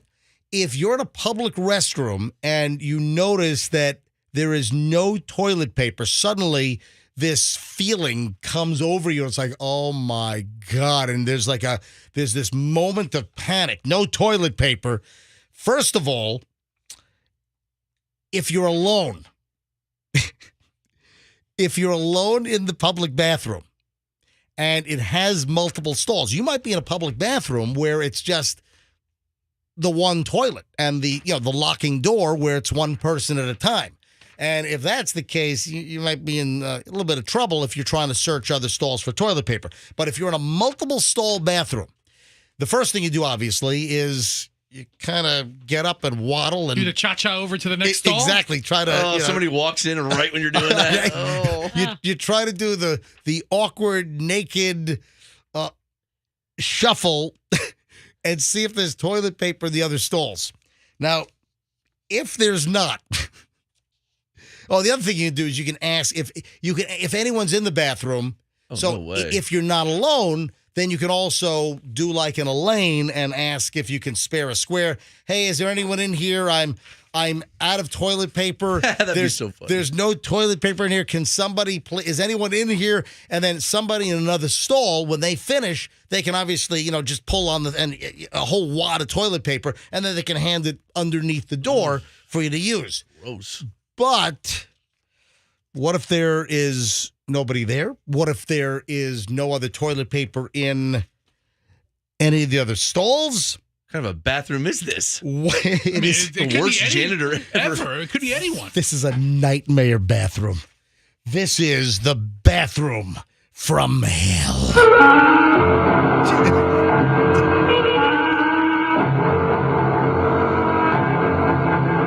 All right, so what do you do? Now, here are the options. Is there a toilet seat cover? You know, the tissue-y toilet seat cover? Yeah. First of all, that's what came to my mind, but that's gross. do those things really work, or No. It's like or paper mache. you know, are those things just like some kind of psychological mind game that you think that you're being protected from germs? No, those things are worthless. Yeah, the toilet seat cover. But if you're in a bind and in an emergency, Yeah. grab, if you can, if they have the toilet seat covers, use those. Don't Hey, just you know- use one. You know when I used a toilet seat cover is after you did that story about how dirty toilet paper is on airplanes. Oh, yeah. Ew. Yeah, that's true. All right. So let's say there are no toilet seat covers, there's no toilet paper. Then is there paper towel? So again, What's in this stall? How's there going to be a loaded No, paper? no. Well, if it's a handicap stall, they have paper towel. Sometimes there are sinks in some of the stalls where they do have paper towel. Or if you're alone in the bathroom, you waddle out and grab paper towel if there's no toilet paper. But what happens if they don't have the paper towel? They're environmentally friendly, and all they have are the air blowers. What if they have one of those super Dyson air blowers and just kind of hold your butt up to it and you kind of like just leaf blower yourself? Yeah, that's going to make a mess. All right, so you've got toilet seat covers. You've got paper towels as an option if there's no toilet paper. In a severe emergency situation, you have the cardboard paper roll. Yeah, Ooh. rip it. In a real emergency situation, you have the roll. But again, sometimes if you have the industrial size, the giant plastic toilet paper holders mounted on the side of the stall, sometimes they have just like the little, not the standard toilet paper roll. Yeah. So that's going to vary according to where you are and what supplies they have. But This is horrendous. you might have to use a cardboard roll if there's no toilet paper in your public restroom. This is like the kind of tips they give people on Naked and Afraid. Yeah, this just- is, yeah, this is some Survivor. really some Guys, survival stuff. It's about to get even better. Oh, no. All right? It gets better from here. The obvious thing is, are there any tissues? Do you have any tissues on your person? Grab your own tissues. If you don't have that, is there any chance you have a receipt? Ew, man, this is gross. Yeah, aren't those toxic? Well, I think receipts are toxic. you're not eating the receipt, What do you Roxanne. mean our receipts are toxic? I never let my kids touch them. The Whoa, hold on a minute. You don't let your kids touch a receipt How's they from gonna get through life? from a store? I mean, because they put everything in their mouth, obviously. But yeah, no, isn't the ink on them bad or something? Maybe that's a wise tale, but I keep it safe. I don't know that any ink is necessarily a health food. I don't think receipts are toxic. I don't think receipts are going to kill you or your kids. I read that one time, but maybe I dreamed it. Receipts are MJ, toxic. forget the toxicity Yes, of the receipt. I'll tell you what. If receipts are deadly, then CVS is a mass murderer. Right? Okay? No CVS is one of the worst mass murderers in the history of mankind. With the giant, well, the point is. Well, if you have a CVS receipt, you don't need toilet paper. You That's got the to point. roll. You've got a whole roll with you. But no, that's one of the fallbacks, one of the potential emergency hacks. Do you have a receipt? Grab a receipt. What if it's something you want to return?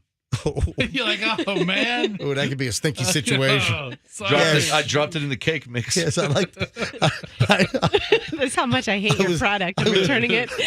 I was making brownies. Yeah, oh, sorry. Oh, nice. All right, I'm sorry. All right, then wrappers. Do you have a candy bar with you? Do you have any other wrapper, any other packaging? Oh, miniature Hershey bars, all I have. I have a Hershey's Kiss. Piece of foil. Do you have any wrappers? All right, folks, if you're just tuning in, what to do if you're in a public restroom and there's no toilet paper? All right, wrappers. Then what do you think the next thing is? Clothing. I'm not there yet. Oh, sorry. Don't jump. In the paper category, what's the next possibility? I just got a really good one from a texter. Yes. A COVID mask. That's not on the list, but that's good. That's a good one. If you have a mask. Yeah. If you have a COVID mask. Disposable mask. Andrew has it. What is it, Andrew? What's made of cotton? Money. There is And again, there's fiber in money. All right. You can it's pass that one off. So germy and dirty. Yeah. So money is pretty germy, but in an emergency situation, if you have paper money, that could serve as emergency toilet paper. And then in the future, when you're trying to act like you have a lot of money, you can be like, yeah, I wipe my with $20 bills. I wipe my bottom with money. What if you only have loose change, a couple quarters? I wipe my. A quarter would work. A quarter would work. You're right, Froggy. I stop. Going down the currency chart, you're right. You wouldn't want to use like a penny, but if you had a Sacagawea dollar, half dollar. that could do the whole trick. Or the big Eisenhower Oh. dollar. All right. Oh. Now, yes, cash. And obviously, if you had to use paper money as emergency toilet paper in a toilet paperless public restroom, you'd want to use low denomination stuff. You want to hope you have a bunch of ones and not only like 20s and 50s. All right. The best would be a number $2 bill. All right. Sorry, Tom. Then listen to this. In an emergency where that doesn't work and you don't have any of the paper items with you, you can try to utilize the bathroom. And if they have one of the janitor sinks in the bathroom, some bathrooms have like the janitor sink, No. or some bathrooms have like a spigot, or the sink might work. Somebody's going to walk in. Hang on. Using a sink or a spigot in the bathroom and make an emergency bidet. Dude, this is horrible. Right. This is getting. All right, wait, I'm about to wrap this up. It's almost done. Now we get to the clothing items. So, no toilet paper in a public bathroom. You start looking at your wardrobe. If everything else fails, your socks are your best choice. There you go. I would have gone to sock long before I would have gone to making a spigot out of a janitor. Everybody supply. wears ankle socks these days, though. All right, so That's the perfect size. socks, they say socks are your best alternative. And of course, socks come in pairs, so you've got two. You got 2 rounds of socks. So socks can be used as toilet paper. And then if you don't have socks, let's say you're a woman and you're wearing flats or sandals with no sock, you can use underwear, an undershirt.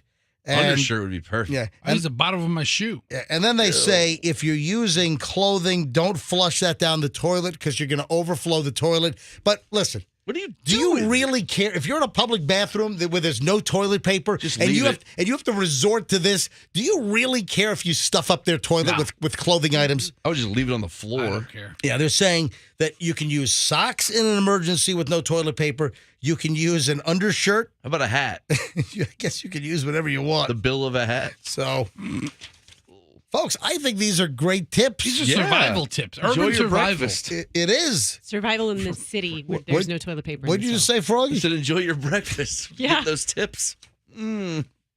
I'm just offering up suggestions here. This show is It's a lifesaver. a life guide. It's practical. It is. This is a very practical. This is a life lesson show. The MJ Morning Show here on Q105. I'm going to start wearing those like with the Little League coaches used to wear in the 80s, the really high socks with the colors on them. You wonder why I keep tube socks alive, man? You never know when you're in a pinch. Oh. Did you say pinch? Well, All right. Let me move along here. Roxanne, this is pretty funny. And I'm guessing that this happened to you guys and you didn't get the recognition that you thought you deserved. Yeah, pretty much.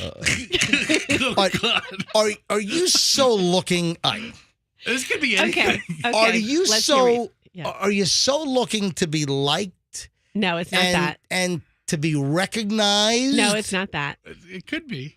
Roxanne, I don't know how to interpret this in any other fashion. No, it's not that. I- It's appreciative is the answer. Roxanne sends me an email last night, as she does every night. Usually I get 2 emails from you. I get an email from Fester. I get an email from Andrew, the producer. And all of us go to different places looking for interesting items. We all have our own little collection of data collection points, of internet sites, just content for the show. And we all try to kind of scatter into different directions to get the biggest possible variety. So Roxanne sends me stuff. Andrew, our producer, sends me stuff. Fester, of course, I'm working. I prep for this show longer than we're on the air. I'm working in prep longer than the 4 hours that we actually broadcast every night. Are you doing something wrong? And I mean, you're prepping for 5 hours for a 4-hour job?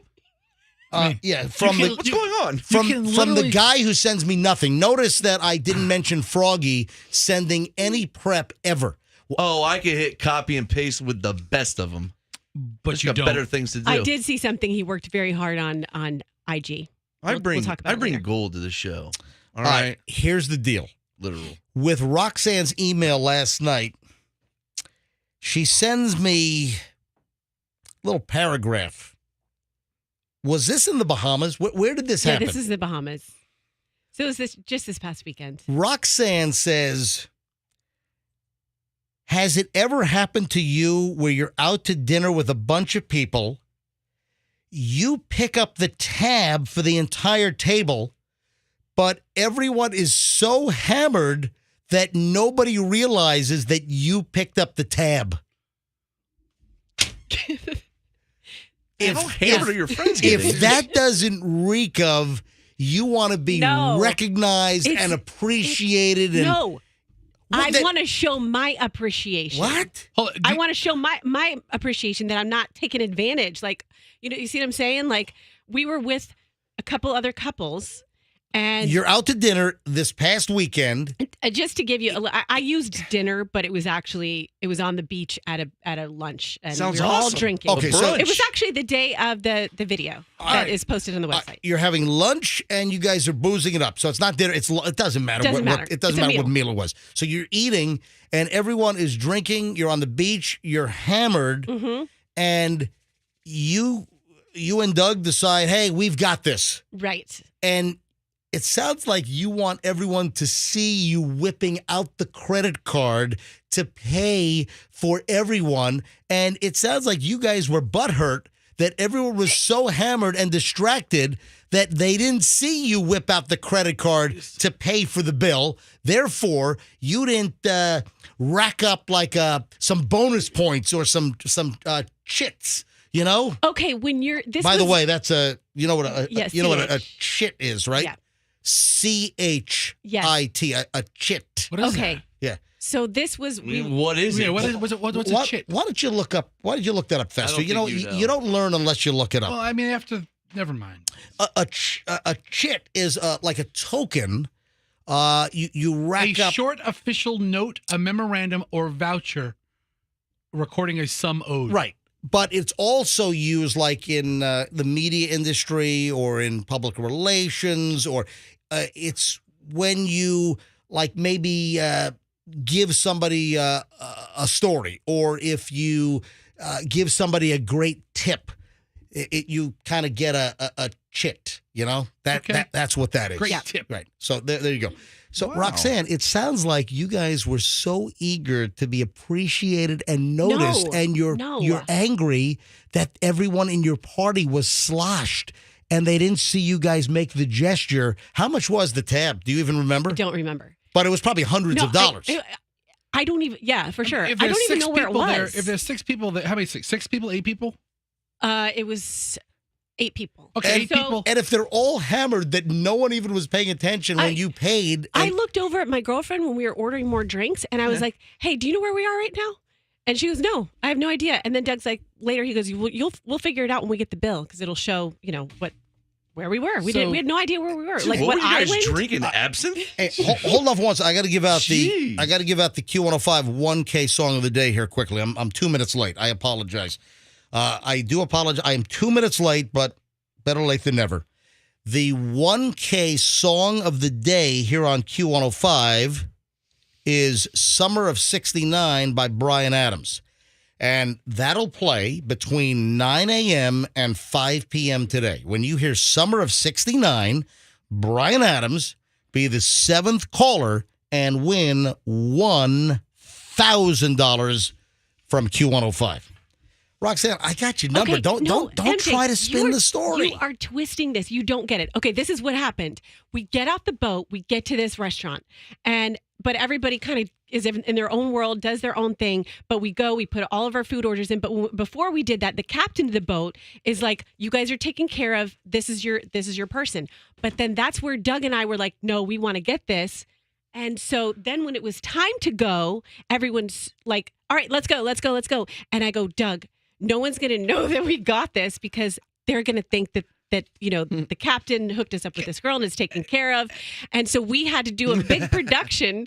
So that people would see. Oh, God. I had to like fall down Hold on. and trip everybody. I have so no that idea what the hell you're talking You about. tripped your friends? What's happening? So You're abusing people? What are you confused about? Hold on. Fester, can you please try to interpret this for me? Fester What are gave you- looked You at know what? me I with have a- no idea what she's talking about. I got to be honest. The fraud American Sign Language signer Yeah. would make more sense. All right, So- She turned into that, Hold that beauty contestant. I'm not talking about a real sign language interpreter. I'm talking about the stories. fakes. I'm talking about the stories that you Listen. hear where they're the fake ones, where they're just doing gibberish and moving their hands around and it means nothing. I listened to her for a minute. I don't know what the hell she's talking I'm about. very defensive right now because you're trying to. It was a nice thing, and you're turning this into like I some heard a sort boat. They make more sense than. Hey, Andrew, can you do me a favor? Bring up Miss South Carolina. Yeah. Bring up the video. Let me know when you have it. Did you say as is in there? Bring up Miss As South such. Carolina. It was like a Miss Teen USA, and Miss South Carolina back in like 2007, 2008 was asked a question as part of the contest, and it was the most convoluted, bizarre, rambling answer. It was like Yeah. it was like Okay. she was having a stroke. All right, you have it. All right, so wait a minute, Fester. What you're saying is whatever Roxanne just said was similar to this. Okay. Recent polls have shown a fifth of Americans can't locate the U.S. on a world map. Why do you think this is?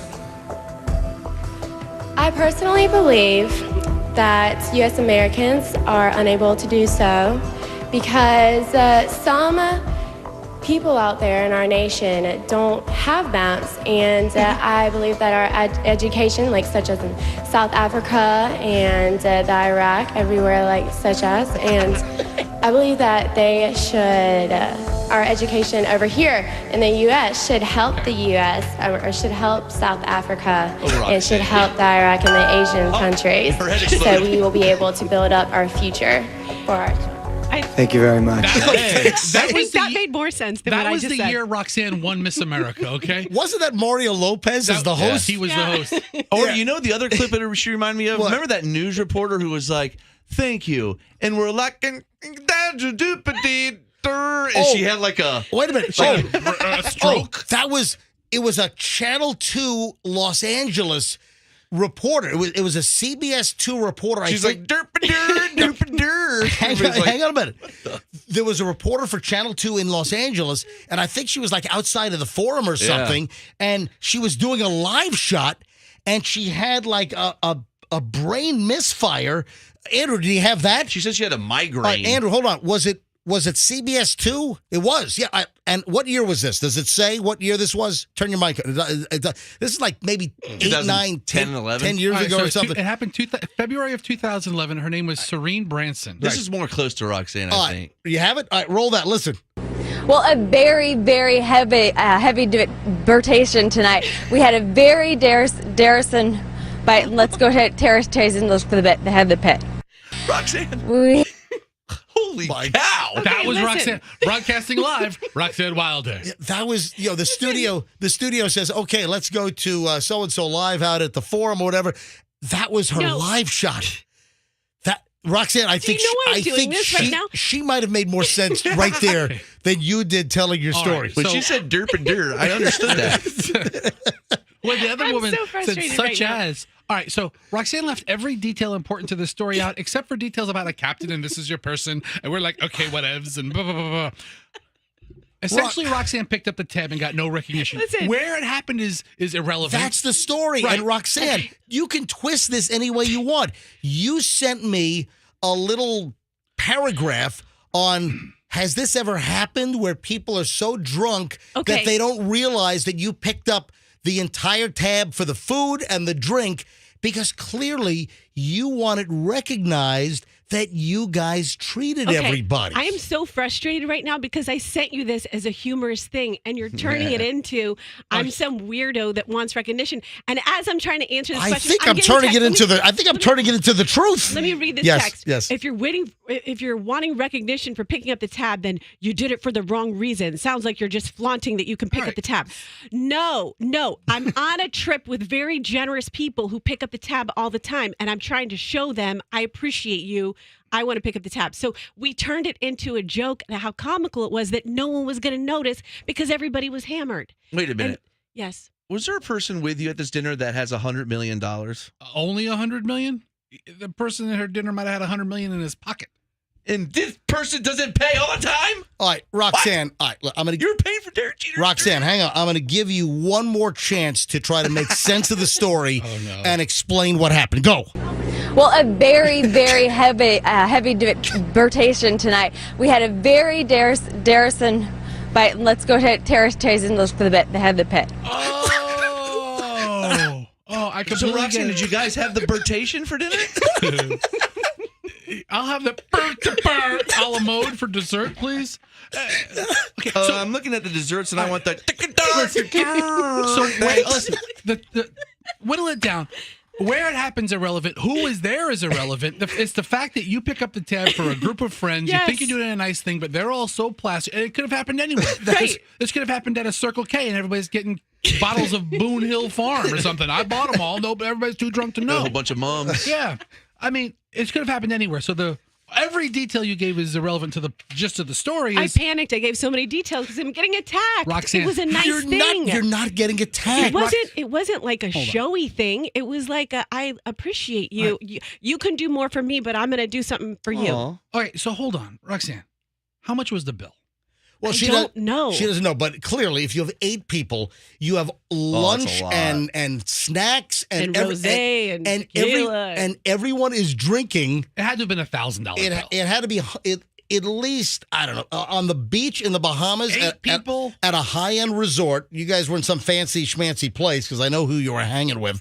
So I mean, it had to be $300, $400, $500 or something. I'm guessing. Why would you offer that? Yeah. Listen, guess what I'm doing every time? Letting MJ pick that one up. Thank you so much. No problem. Thank you. Hey, Fester, you're hosting fireworks? Yes. I want to quickly here before I move on. Fester is hosting fireworks. In fact, I believe Fester's in charge of the whole pyrotechnics display. They've actually requested I go nowhere near that display. Yeah, right. They saw the video of the turkey fryer fire. Yes. So where are you? And you're going to be at Baycare Ballpark? Yeah, right? Baycare Ball. Right. It's in Clearwater where the Phillies spring train last year we did it. I was my first year there and it was awesome. Q105 sponsors the City of Clearwater fireworks and it's an awesome display. It's free to the public, free to everybody. So if you're looking for something awesome to do on the 4th of July, come to Baycare Park in the heart of Clearwater off of US 19. And they have designated me amazingly as the host of the event. So that means I'll be making sarcastic stage announcements and offending nice most people, offending almost everybody. So Fester 4th of July fireworks, Baycare Ballpark in Clearwater, and this is going to be this Monday on the 4th of July at 7 p.m. Get there a little early. All of the details and ticket information available at myq105.com. Yeah, check it out, and it's a great event.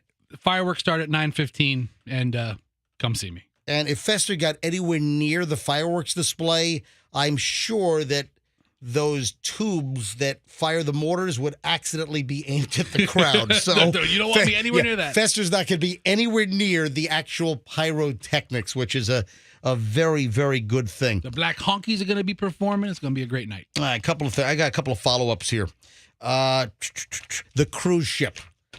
Did you see we now know the reason why there was the brawl on the Carnival cruise ship that was pulling into New York? With the 75 people or whatever it was? Yes, the Carnival Magic. We told the story, what's today? Today's Friday. Did we tell this, was it yesterday? Was it Wednesday? The day before yesterday. Day before yesterday. We had a plethora of cruise-related stories. We did. And the latest here, we have an update. We know what happened. We told the story of the Carnival Magic, which was on its way back into New York City, into Manhattan on the west side. That's where the cruise ships leave. And a huge fight broke out. And it turns out, 50, 60, 70 people ultimately were, it was like, what's that song? It's a ballroom blitz.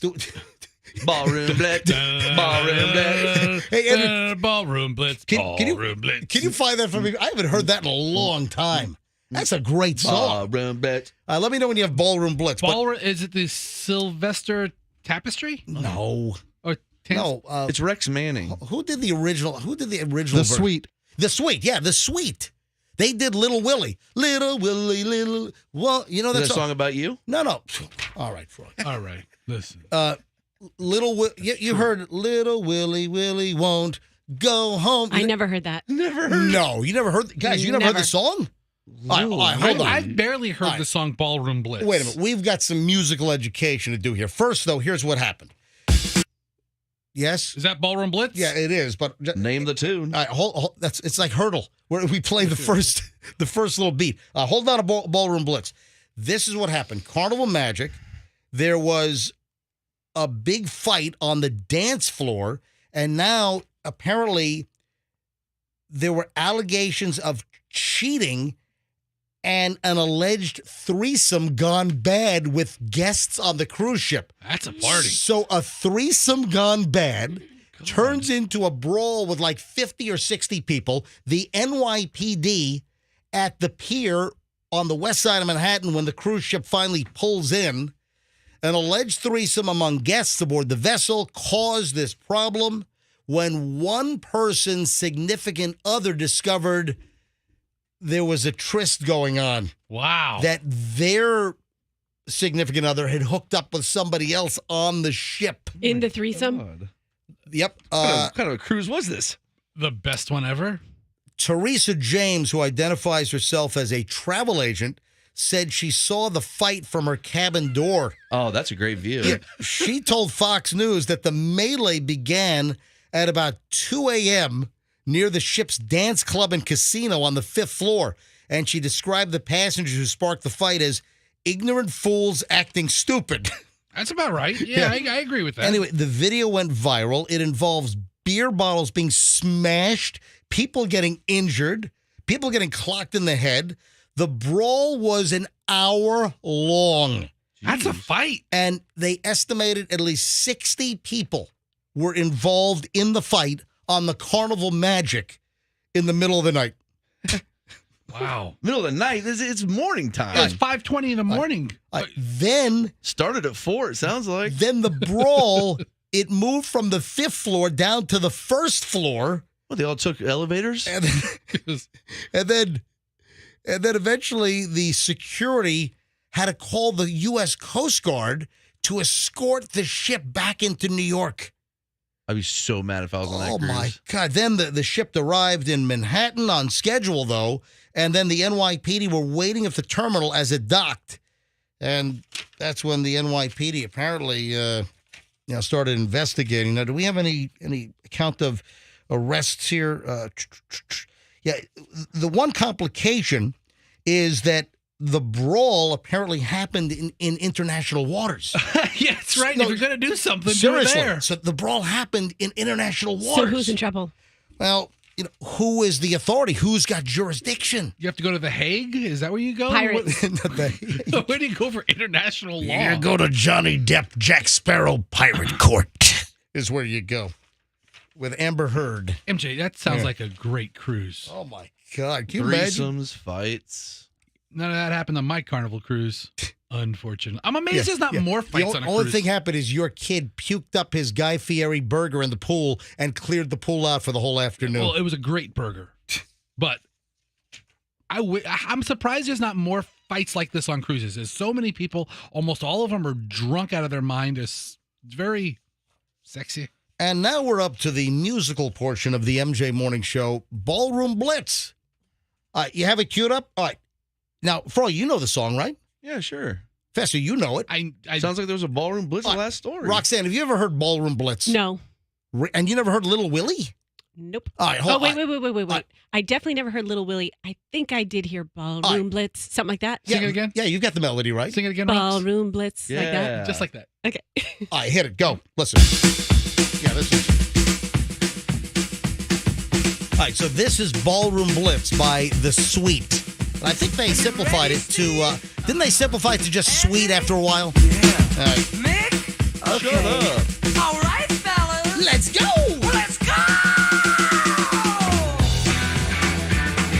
It's actually a very good song. Tells a story, too. All right, guys, anytime now.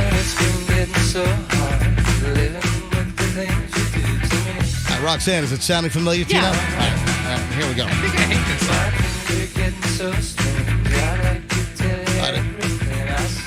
Right. The bridge is good. Or whatever it is. Oh, I see here a it is. man at the back. As a matter of fact, his eyes are as red as the sun. And the girl in the corner, let no one ignore her, 'cause she thinks she's the passionate one. Oh, yeah. It's like lightning. Everybody was frightening. Yep. And the music was soothing. And they all started grooving. On the Carnival Cruise Ship Magic.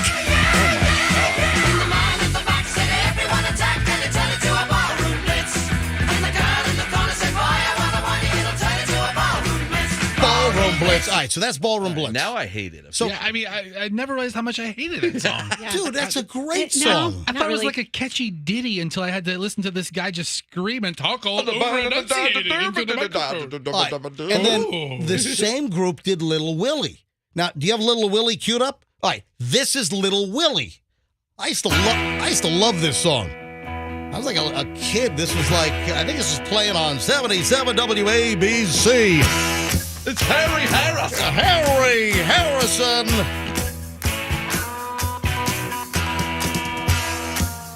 I can also turn up the reverb. Let's go!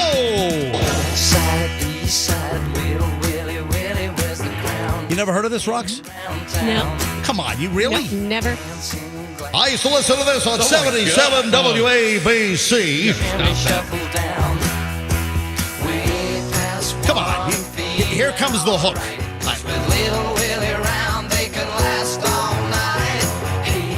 You never heard this? No, it sounds perverted. All right, hang on.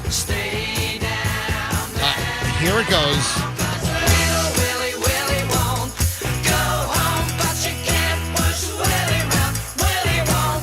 You never heard that? Never. Singing about his junk? I think I've heard about it. I've heard it about his little wiener. And Is that what it's about? That was a song about a little wiener on 77 WABC. Trying to keep it down. you can't push my little wiener around. Kind of obvious about it. Weird.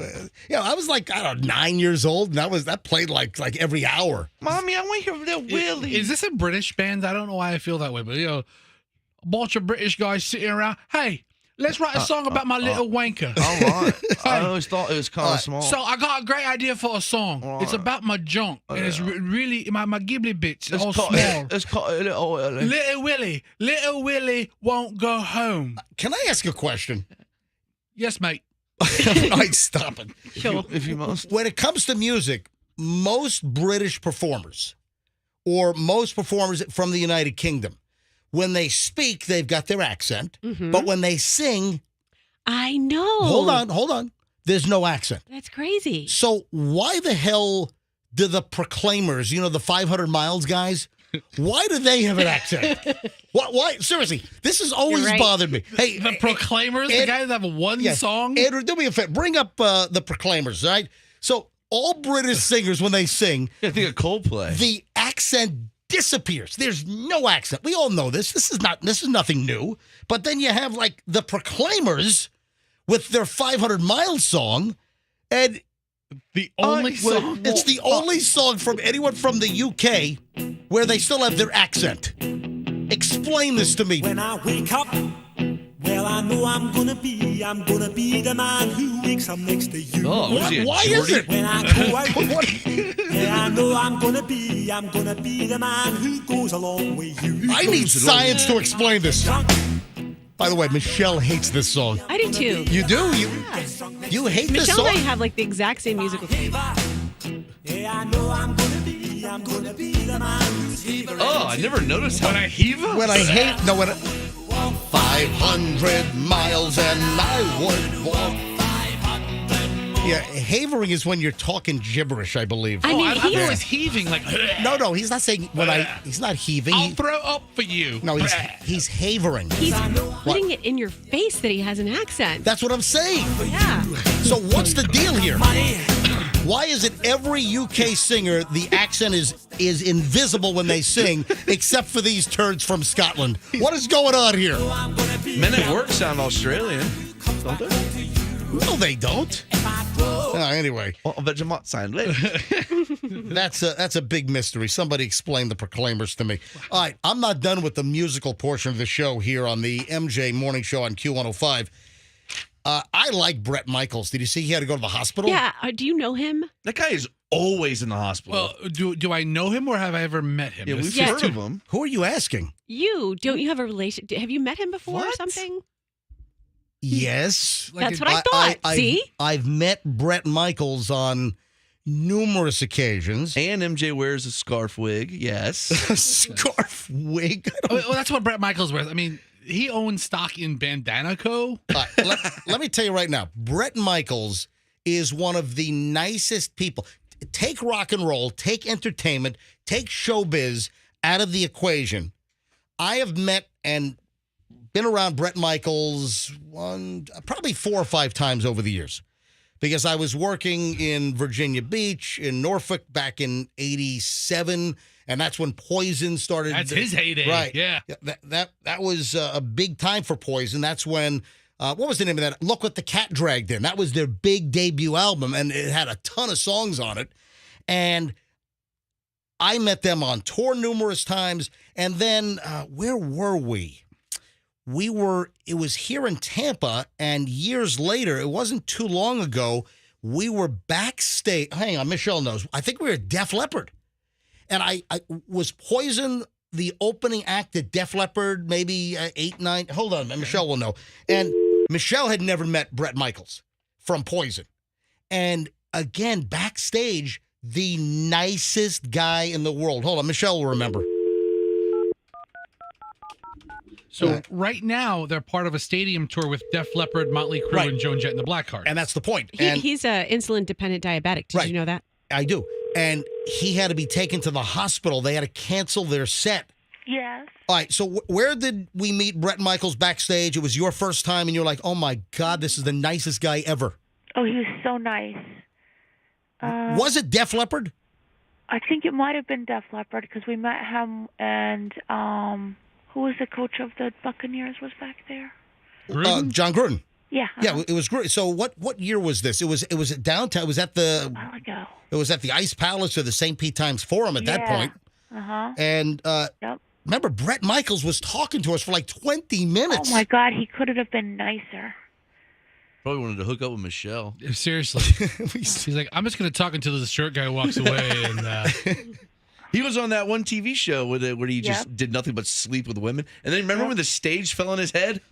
Oh, that's the guy right. always has something. No, he has a hole in his heart. A stage falls on his head. He's like the Rasputin of rock and rollers, man.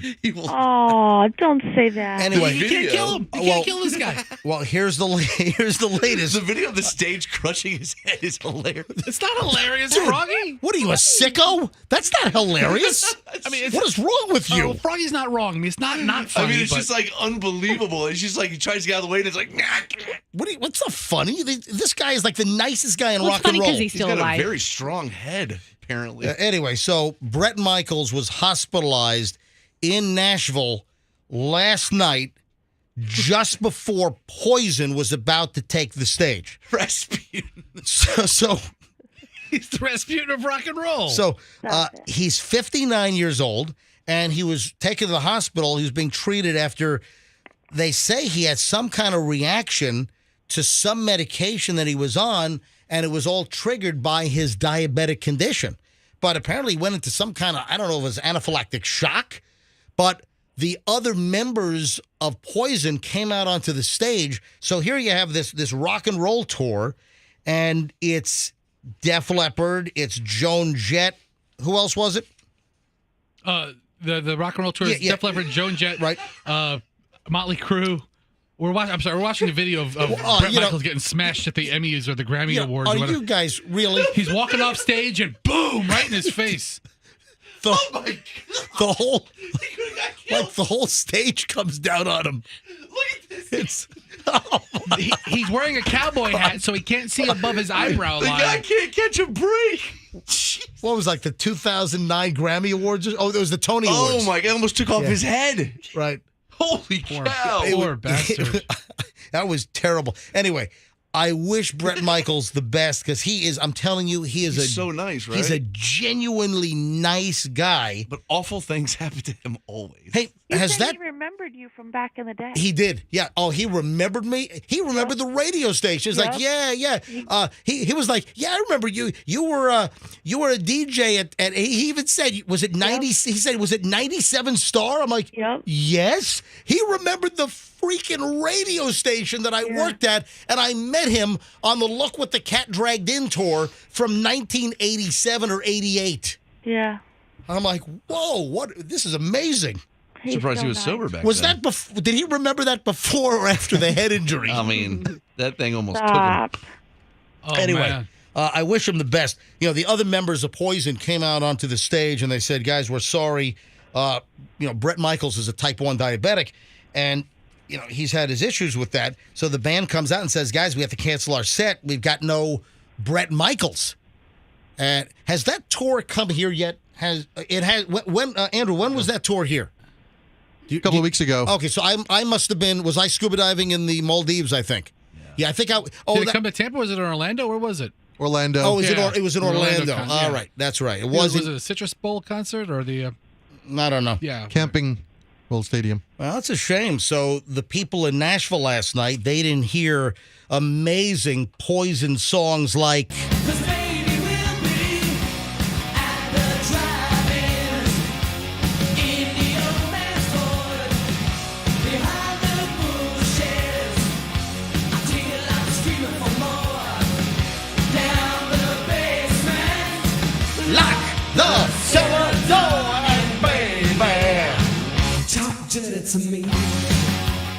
They didn't get to hear that. They didn't get to hear. He cried, forgive me for what I'd done there, 'cause I never meant the things I did.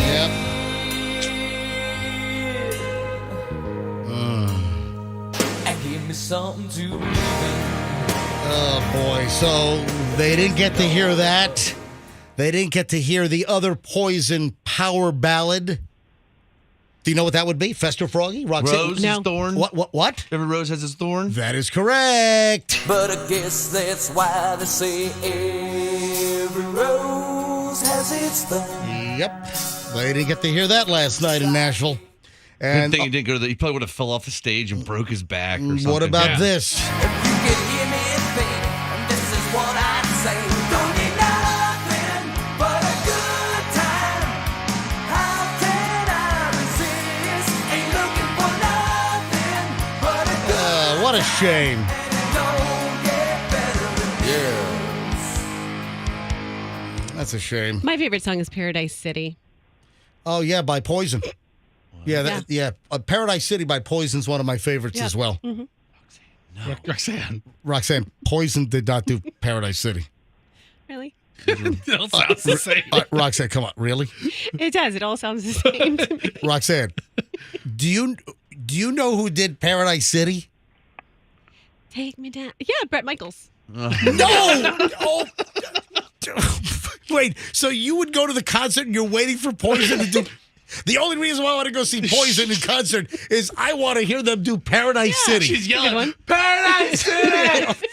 Play Paradise City! Look, Michelle is laughing. Michelle's still... I didn't know. I forgot Michelle was on the phone. I didn't know who Michelle, that how was. are you? Michelle, do you want to tell Roxanne who does Paradise City? Oh my gosh, G&R. G&R. Oh, Guns N' that's Roses. right. I should have known that. Roxanne, how do you not know that Paradise City is not done by Guns N' Roses? Well, it could have been done by Poison. I mean, it Here you sounds go. Take me down to the paradise city where the grass is green and the girls are pretty. I want you, please take me home. Oh, Oh, man, Bret Michaels has such a great voice on this song. And my favorite Guns N' Roses song is Girls, Girls, Girls. That's my favorite Poison song. At least on the same tour. Oh, man. All right. Wow. I wish Bret Michaels the speedy recovery. Yeah, all of us do. How crazy would it be if he actually passes away by poisoning? Fester. Come on. I mean, the guy named his band. Cancel. Okay, hold on. That's like me naming a band. Cancel. Michelle. You heard Michelle. That's like me naming a band Heart Attack. I mean, come on. How ironic would it be? Yeah, they didn't hear this one either. I'm skinny. Bop, bop. Anyway, get well soon, Bret Michaels, because he's really a genuinely nice human being. Yeah, and the bandana industry is suffering without you. But I'm guessing you probably don't want to be around heavy machinery and him, or you don't want to be around anything really dangerous. You know what, Michelle, us standing next to Bret Michaels and talking to him for 20 minutes backstage at the Def Leppard show 10 years ago, we might have been in danger, like a big old metal girder falling from the ceiling or something. The risk is worth it because he's so hot. Yeah, he's a nice Could you guy. imagine Whoa. Oh, now he's hot. She went from nice to hot. Yeah, no now time he's hot. flat. Now he's hot. You like... Okay. His niceness made him even hotter. All right. Imagine him as a factory worker. Roxanne, are there any other songs that you love that you don't know the bands? Almost all of You them. wouldn't know. Exactly. How would I know? What other songs do you love where you have no idea who sings it? I love Enter Sandman by Burt Bacharach. Oh, man. All right, Michelle, I'll see you later. All right, hurry home. All right, bye-bye. Oh, man. Well, the 4th of July weekend is here. So what do you think? Let's take some predictions now. Do you think on Tuesday morning, when we're back from the 4th of July break, we know that the airline industry is like flashing red right now. They're like, warning, warning, warning. We're going to have a meltdown. I mean, it's almost like the airline industry, they're telling us that this weekend is going to be an absolute dumpster fire. All right? They're telling us that. You got Delta Airlines saying, hey, change your flight. Just do it. Do it on the 5th, 6th, 7th, or 8th. Just don't fly over the 4th. We'll let you change your tickets. We won't even charge you more if the fare is twice as much. Just change. So do you think on Tuesday morning when we get back, do you think that if I ask for phone calls that we're going to be flooded with people that had a disaster of a travel weekend, yes or no? I bet you there'll be a bunch, MJ. I've never seen the airline industry say, please don't fly this weekend. Yeah. We're going to have a major problem. Yeah, Andrew. Yeah, which of the airlines is it that's having their executives stepping in to check people in? Yeah, you know what? I meant to talk about that. Thank you for reminding me. Delta. So Delta Airlines, they are taking like office workers, folks that work like in Delta headquarters in Atlanta. Seriously. You know, Delta's based in Atlanta. You know, the CEO is Ed Bastian. And they are taking loads of their office workers and they're sending them to airports to work to help out. Yeah. They're sending them to like the New York airports. They're going to obviously just drive to Atlanta because they're right there. But Delta, because of the staffing issues and problems, they're taking desk workers out of the corporate headquarters and sending them to various airports. The receptionists are going to be flying the planes. MJ, doesn't that slow things down even more because these people aren't trained in that job? And that's a good point. That's the first thing that I thought of. You know, I have Ed Bastian's office number. Should I call him up and see if he'll come on? Yes. Should we? I'm the CEO of Delta. Yes. My receptionist will be doing luggage cart driving this weekend. I actually have the. While you call Ed, I was wondering, like, why would people, if you live in the Tampa Bay area, there's enough to do here. Why would you even leave for 4th of July weekend? Oh, I don't know. Relatives. I know, but summer vacation. But there are things to do here to celebrate. Yeah, I guess it's summer vacation. Yeah. And I think I mentioned yesterday that Michelle suggested, hey, you just want to just do an instant trip to New York City this weekend? I'm like, no. The weekend where all the airlines, because the kids are away. I got Julian and Chloe are both in France. You know, Michelle and I are here. And Michelle's like, I think it was Wednesday night. She was like, hey, why don't we just go to New York this week? I'm like, Are you not watching the news where they're talking about air travel is going to be hell? And this weekend, there could be a complete, total meltdown with a jillion flights canceled and all kinds of problems? We'll see, folks. Tuesday morning, we'll kind of take an inventory and maybe we'll grab some phone calls from our listeners that might have traveled to see if there were any problems. All right, folks, I don't want to, I'm not getting philosophical here. I'm not getting political. I am not getting in the middle of a very polarized issue. But there is a guy who is videoing himself going to pro-choice protests because he says it's an awesome place to pick up women right now.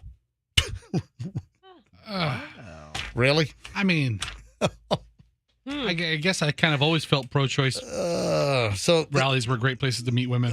So that's what this guy is.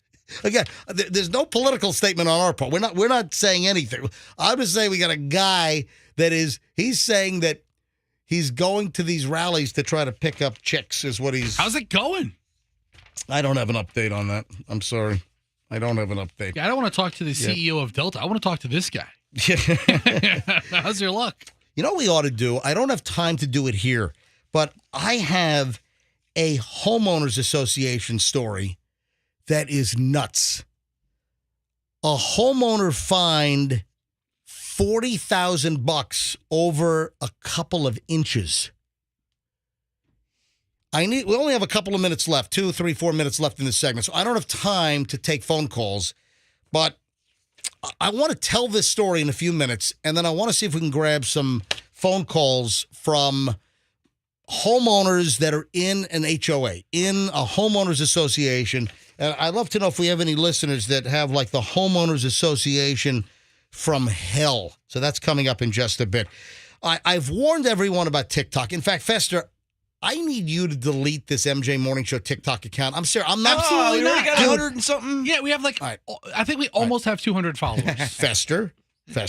Don't do it. I have been very vocal about my dislike for TikTok. Now, occasionally a story comes up, which I'm trying to back down on that. I don't want to mention TikTok. And then, of course, we now have the government, the federal government, asking like Apple and Google to take the TikTok app out of the App and Google Play Store because it's a Chinese spy operation. And I've been saying this forever. The Chinese Communist government, they have absolute tentacles into TikTok. It's a Chinese company, this, ByteDance or whatever it's called. And there is no doubt about it. And we have proof. They are mining our data. They're getting all kinds of location information. They're getting all kinds of personality profiles on Americans. But even most importantly, when it comes to TikTok, is when you view TikTok videos, the system's algorithm knows what you're watching and then starts making suggestions.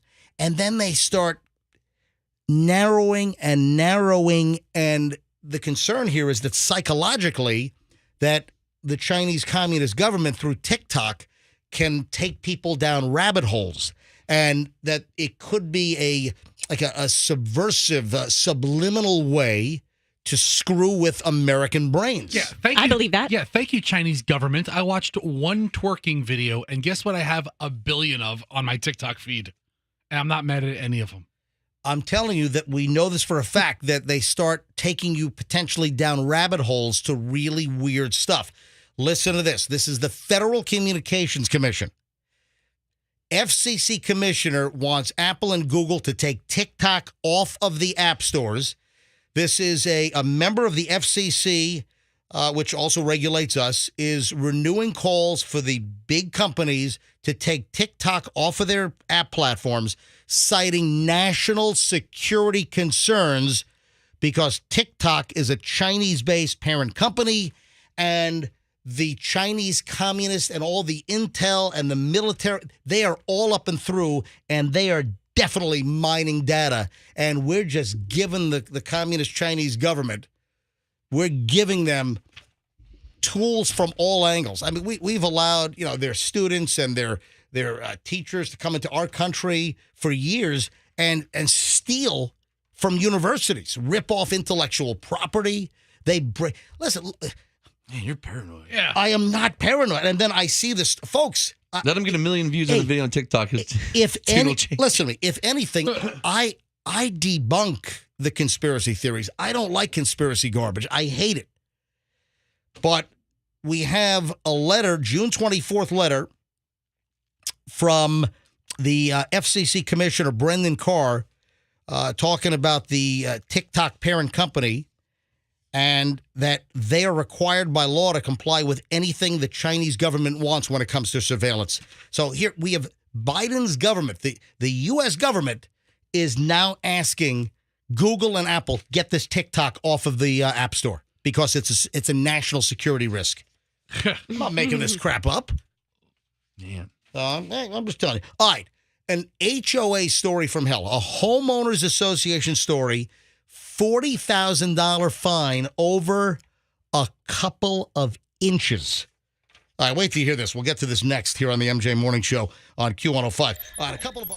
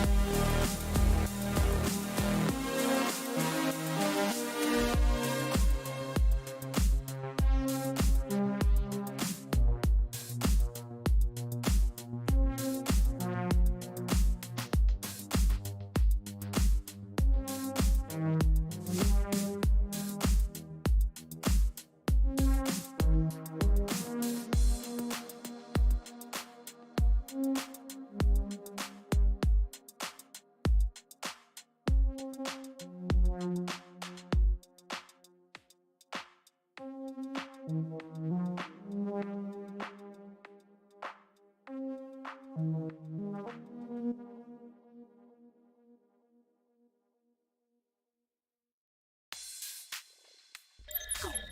to the MJ Morning Show. MJ and the entire crew here today. It's Roxanne and Froggy, Fester, Andrew, our producer. Thanks for hanging with us. We are rolling into the holiday weekend, and we're going to be off on Monday, and we'll be back like most of the world on Tuesday. Now, before I get into this new HO, I don't like homeowners associations. All right, I've heard more bad than good in some cases. I have some thoughts, and there's a story about a $40,000 fine over a couple of inches. And I thought maybe we'd grab some phone calls if anyone had some really horrible homeowners association stories. Hang on, we'll get to that in a second. But speaking of the 4th of July, Andrew, our producer, just stumbled upon... What, this is like a public service announcement from, is it the Hernando County Sheriff's Office? Yes. And what do they want everybody to know? They want to remind everybody not to fire guns up in the air on the 4th of July. Whether it's a handgun or an Uzi. What about a cannon? They didn't specify. Especially a cannon. And Andrew, I know the answer. Why do you tell everyone why the Hernando County Sheriff's Office is reminding everyone, do not fire guns into the air on the 4th of July? Because as they wrote, what goes up must come down. And we're not talking about spinning wheels. We're talking about bullets. You know, people don't realize that. You know, they're firing guns into the air. And do you know, there have been cases where people were hit by a bullet and injured, or even worse, killed by a bullet fired into the air because of some dumb celebratory. That's another thing.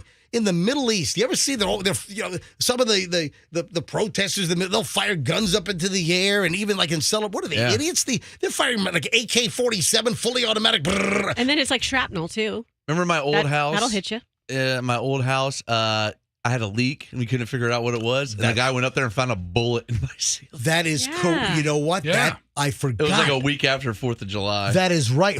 What year was that? Oh, my gosh. It was like 2006. That was the house before the one you have now. Yeah. And Froggy, that's right. Froggy had a roof leak, and the roofer's called out to fix the leak. Guy comes down off the roof, and finds a bullet in my roof, right over my bedroom. Yeah. I'm like, geez, that could have hit me right in the head. And it was right after 4th of July. Yeah. All right, so folks, listen to the Hernando County Sheriff's Office, or any sheriff's office for that matter. How come old Grady Judd or Chad Cronister's not getting in front of this one? I'm sure that, listen, I think... It's your buddy. I want to see a big press conference. I think we ought to have a multi-county press conference. No, I think, listen, most people know you don't fire a gun into the air, but you get a bunch of, drunk idiots on the 4th of July, and I'm telling you right now, it's going to happen. It is going to happen. I just hope that nobody is hurt when some dope fires a gun into the air and the bullet that goes up does come screaming down. You just said drunk idiots. Yeah. Another reminder, you're not supposed to be handling firearms when you're drinking. True. Ever. Or fireworks or anything, Oh, well, then I won't be lighting any. Right. Where else is a bullet going to hit you if it's coming straight from the sky? It's going to hit you in the shoulders or the head? Or if you're laying out, hit you in the junk. Oh, if you're laying out, that's different. You could be you could be just like... Try to get a little suntan on the 4th of July and boom, you shoot your junk off. Here's another homeowner story from a homeowners association. And this is an argument over a couple of inches and a fence, and a homeowner being nailed by the HOA for like $40,000. You've heard the stories of like homeowners that they get into some kind of fight, whether it's like the trash can or an American flag out front or some kind of, hey, my daughter just had a new baby. They're crazy. You put a lawn sign up or a car park. Whatever. And we've had these stories over the years where people get into these big fights with their HOAs, and sometimes these fines accumulate. And there have been stories where like people have lost their house over something stupid and some HOA fine. Now, for that reason, I don't really like homeowners associations. Now, I realize that they can do some good. They can keep the neighborhood looking good. They can make sure that you don't have, some hillbilly neighbor with rusted cars on cinder blocks and couches and old Maytag washing machines in the front yard. What are you laughing at? I can picture a guy with a bunch of Maytags looking for parts. Right. Listen, you don't want an HOA, that's what you might get. All right, I'm going to tell this story, and then I'd love to go to phones here. Just grab a couple of calls. Anybody listening to the MJ Morning Show right now, do you have a homeowners association story where you got into a beef? You got into a problem with the HOA? Or if you know of a story, a friend or a relative, or maybe from the other side, maybe you're on the board or you know where the HOA had to step in on something really egregious. Listen, there are times where the HOA does a good thing, but overall, I wouldn't want to mess with one. I don't want one. I don't live in an area that's like deed restricted and has an HOA, but they can be good, but sometimes they can be really bad. All right, let's go to phones. Oh, look at hey, Andrew, the phones are ringing. I didn't give out the number yet. All right, 800-990-1047. 800-990-1047. If you have a homeowners association story, this is out of Maryland, and there was an issue over a fence. It all started because of a fence and the boundaries, the property line. The fence was about $8,000 to install, but the litigation bill came to like $40,000. One of the parties involved was Betty Hooker. Betty. And she got permission from her HOA to build a fence in her backyard in 2017. But in 2018, the association told her that the fence was encroaching on the community's common area and the forest conservation easement. It was a wooded area right behind her house. The fence was 8 inches over. 8 inches over, according to the HOA. Gotta move it. Yep, according to the HOA president. And then a few months later, the HOA sent a letter letting her know that they're going to take legal action if the fence isn't moved. So she gets an estimate, and she goes back and forth with the HOA, and the HOA filed a complaint in the county court that the fence was still encroaching, and then they started fining her $25 a day back to November of 2018. And at that point, it was like already racked up $3,500 in costs and attorney's fees and all kinds of crap. But yeah, this is just an example here. So the hookers moved the fence within the boundaries. That's funny. The hookers? Yeah. Okay, the prostitutes, they moved their fence. The streetwalkers, the ladies of the night, they moved their fence. Anyway, they ended up back in court because the HOA said they were still not in compliance. It was another inch or two. I mean, this is nuts. Keep in mind that this is an uninhabited, this is a wilderness and a forest area behind their house. Nobody's going there. It's like this who cares if it's 8 inches over? Yeah, but there's easement lines and everything's Come surveyed. on. So anyway, they moved the fence. They hired a survey company, but the HOA said that even after the survey, that the fence was still like an inch or so over. So then they're back in court again in 2021.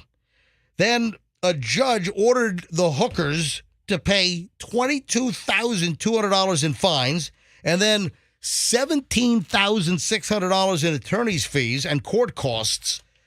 What a mess.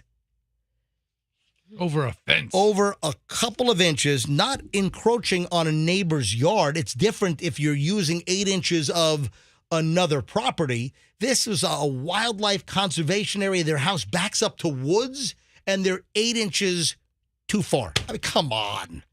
Some people just take their authority and run with it.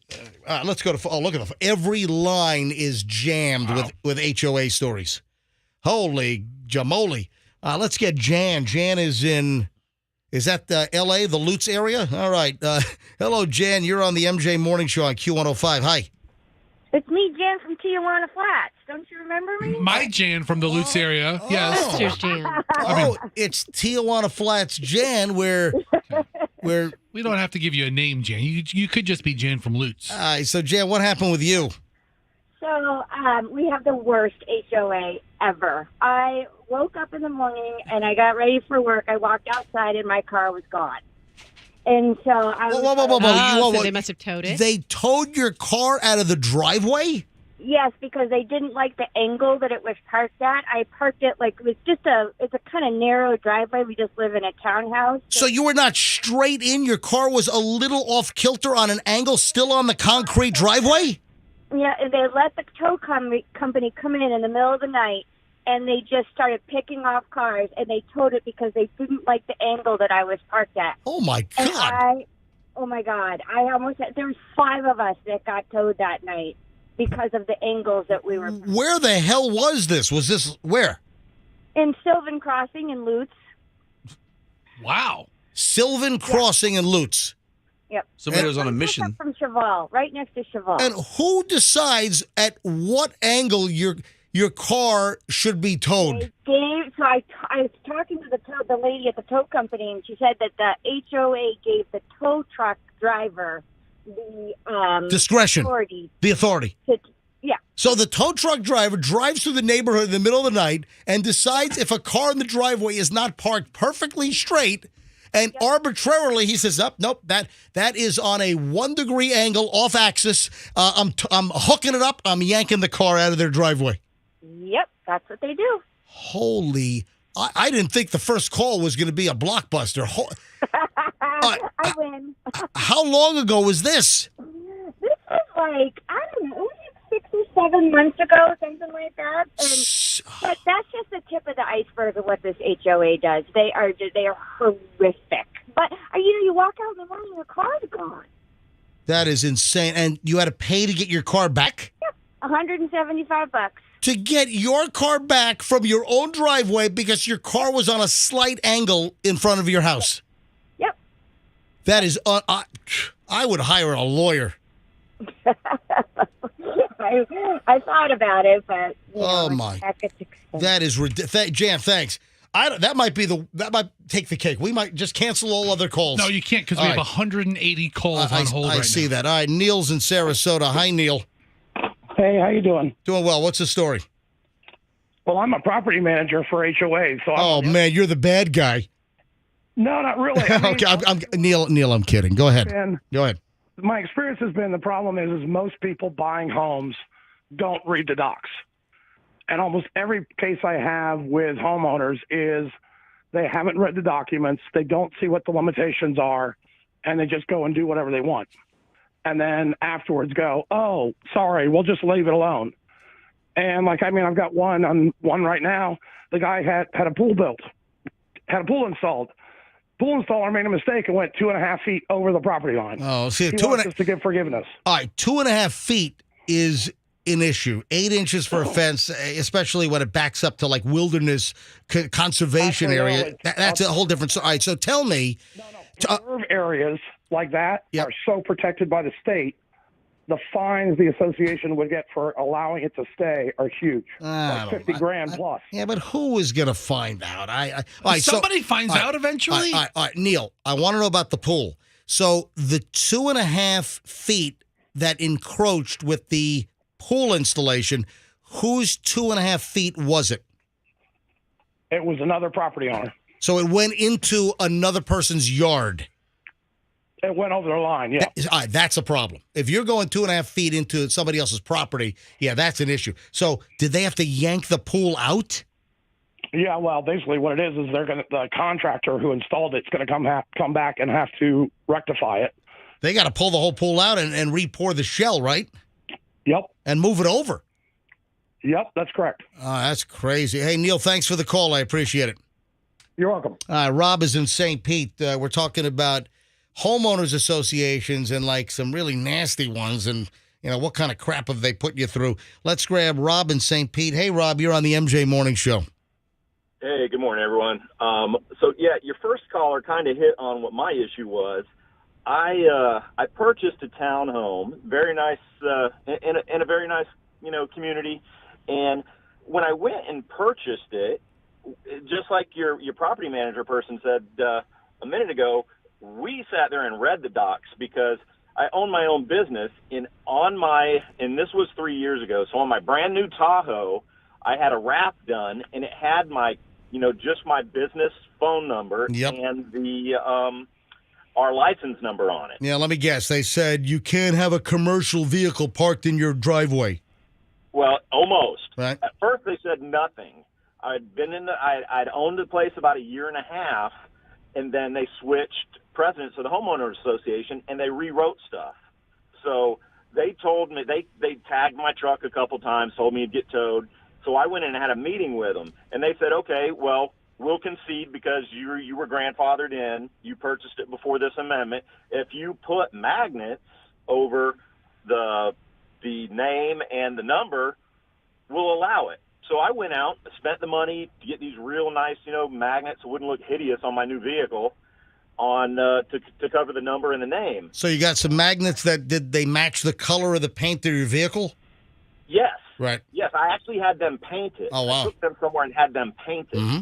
So, we had our little security cameras sitting out there. I had video of someone we called them the Gestapo for the HOA. Coming around and pulling at them until one of them fell off, and they took a picture of it, and they sent me a notice that I was going to be towed. And you caught them actually pulling the magnet off to try to trap you. Yeah, like just pulling, not literally yanking it off, but like pulling at it enough to where it would, demagnetize and it would slip. And they took a picture of it and sent me that picture.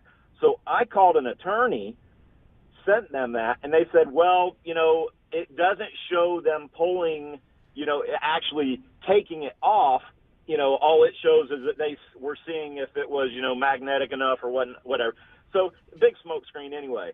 So we were having an issue with someone from the HOA board that lived in the same building that we did because there were townhomes, and they kept parking over the line you get two assigned parking places. So my wife was out, and I came home briefly and parked my truck over the center line of both our parking spaces, my assigned parking spaces. The tag goes to my unit. Yep. I went inside, had lunch, come back out, and there was a tow truck hooking me up because I was parked over the center line of my parking spaces. Oh my God! So were you able to intervene and stop the tow truck guy from yanking your truck? Yeah, $113 later, because once they hook up, they either take it or you have to pay them to drop it. And, of course, they only take cash. Yeah, what a racket. So I had to call my wife, have my wife stop at the bank, grab cash, and she's like, I have to go through the ATM. And I'm like, no, it's $113. You need to get exact change. Oh, jeez. Unbelievable. Hey, thanks, Rob. Thanks for the call. That's crazy. Hey, have a great weekend. Let me grab Kyle's listening to us in Temple, Texas, online. All right, this is a very special listener.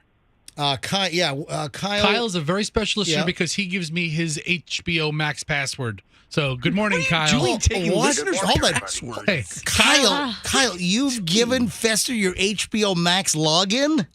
Oh, yeah, and I tell Fester every time there's a police chase out in L.A. being live streamed. Kyle's my favorite listener right now. Kyle, do you listen to the audio stream or do you watch MJTV?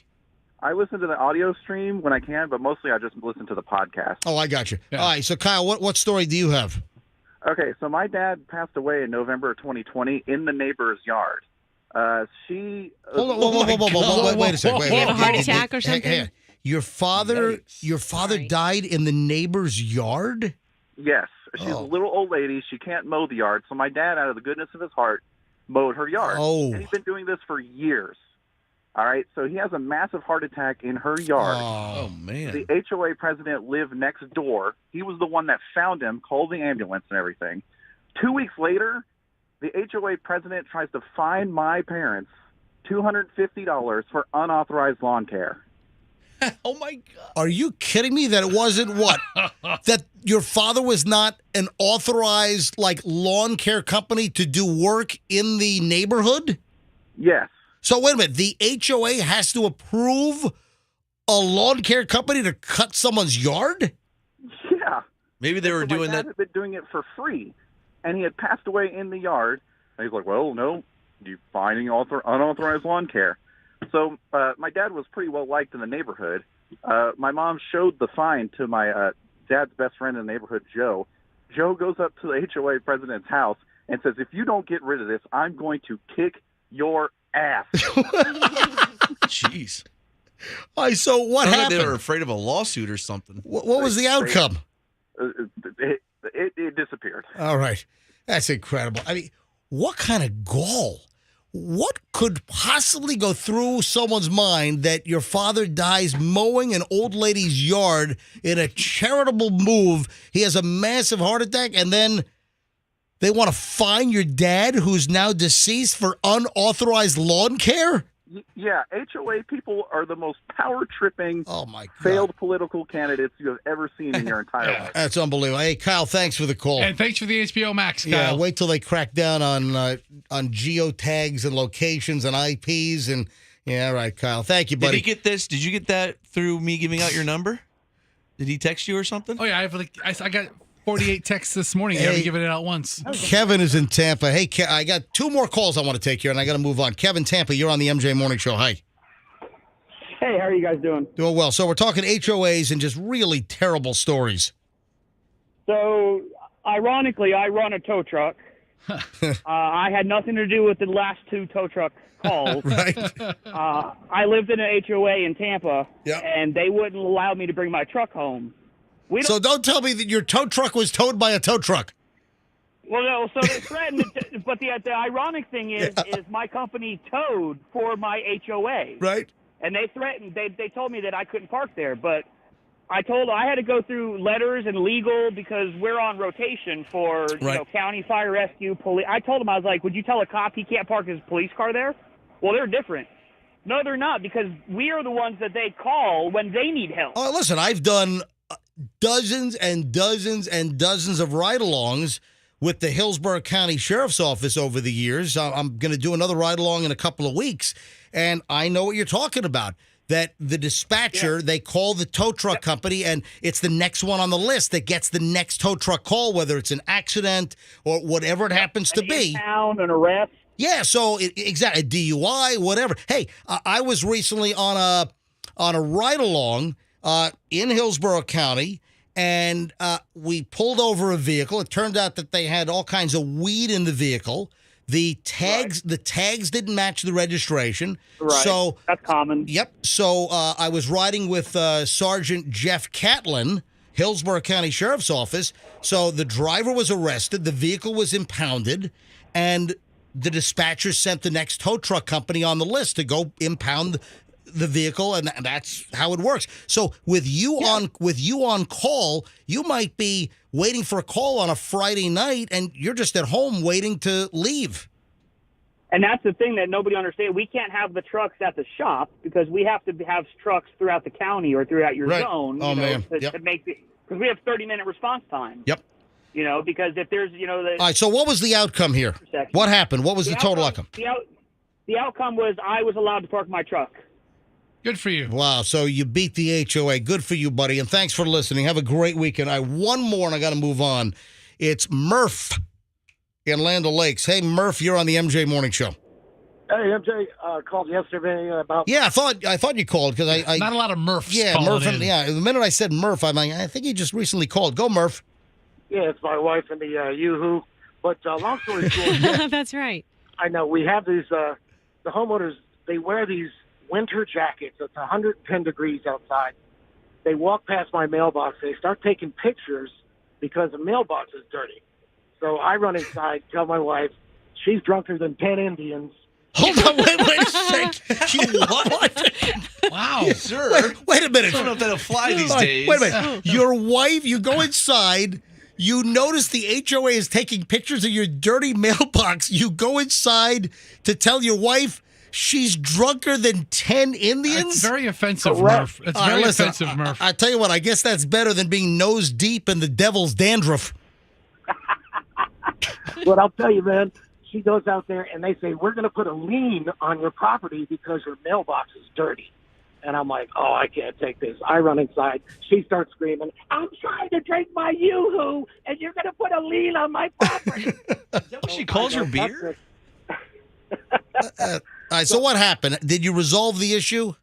Yes, we did. My sister's a judge, believe it or not, so she wrote a letter and boom, no lien. All right, that's crazy stuff.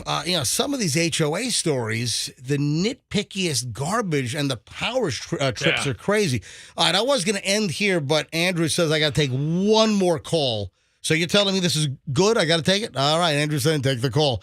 Debbie in Valrico. Hey, Deb, you're on the MJ Morning Show on Q105. Good morning, crew. Yeah. When we lived in Oxford Lakes Townhome Association, we had to give the association president a sample of our dog's poop to where he can get DNA on it.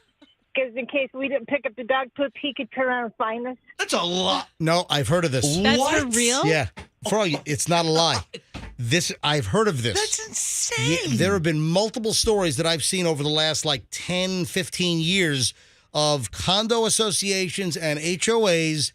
Any dog owner has to give a sample of their dog's poop, and allegedly they get it analyzed. So guess whose sample you're getting? Yours. Oh, my God. I whipped it up myself. Debbie, did you hand over the dog poop for the DNA sample? No, we refused. Yeah. I would too. That's insanely gross. Yeah, because they could take the DNA from it and then clone your dog, and that wouldn't be fair. That's right. You don't know their or set them up on a murder charge or something. Oh, my God. Y'all have a safe 4th of July. You too. Debbie. Thanks. I love when the callers end the call. Imagine if Don't you're you? I love it when the callers say, "Okay, Yeah. time's up. We're moving on. Hey, have a great weekend. Bye." That's efficient when the callers know when to wrap up the call. We're done here. All right, quick break. We got one final chunk of the MJ Morning Show. Speaking of enforcement, I got a speed camera story you got to hear. All right, this is great. What else? Oh, monkeypox in the Tampa Bay area. All right, hang on.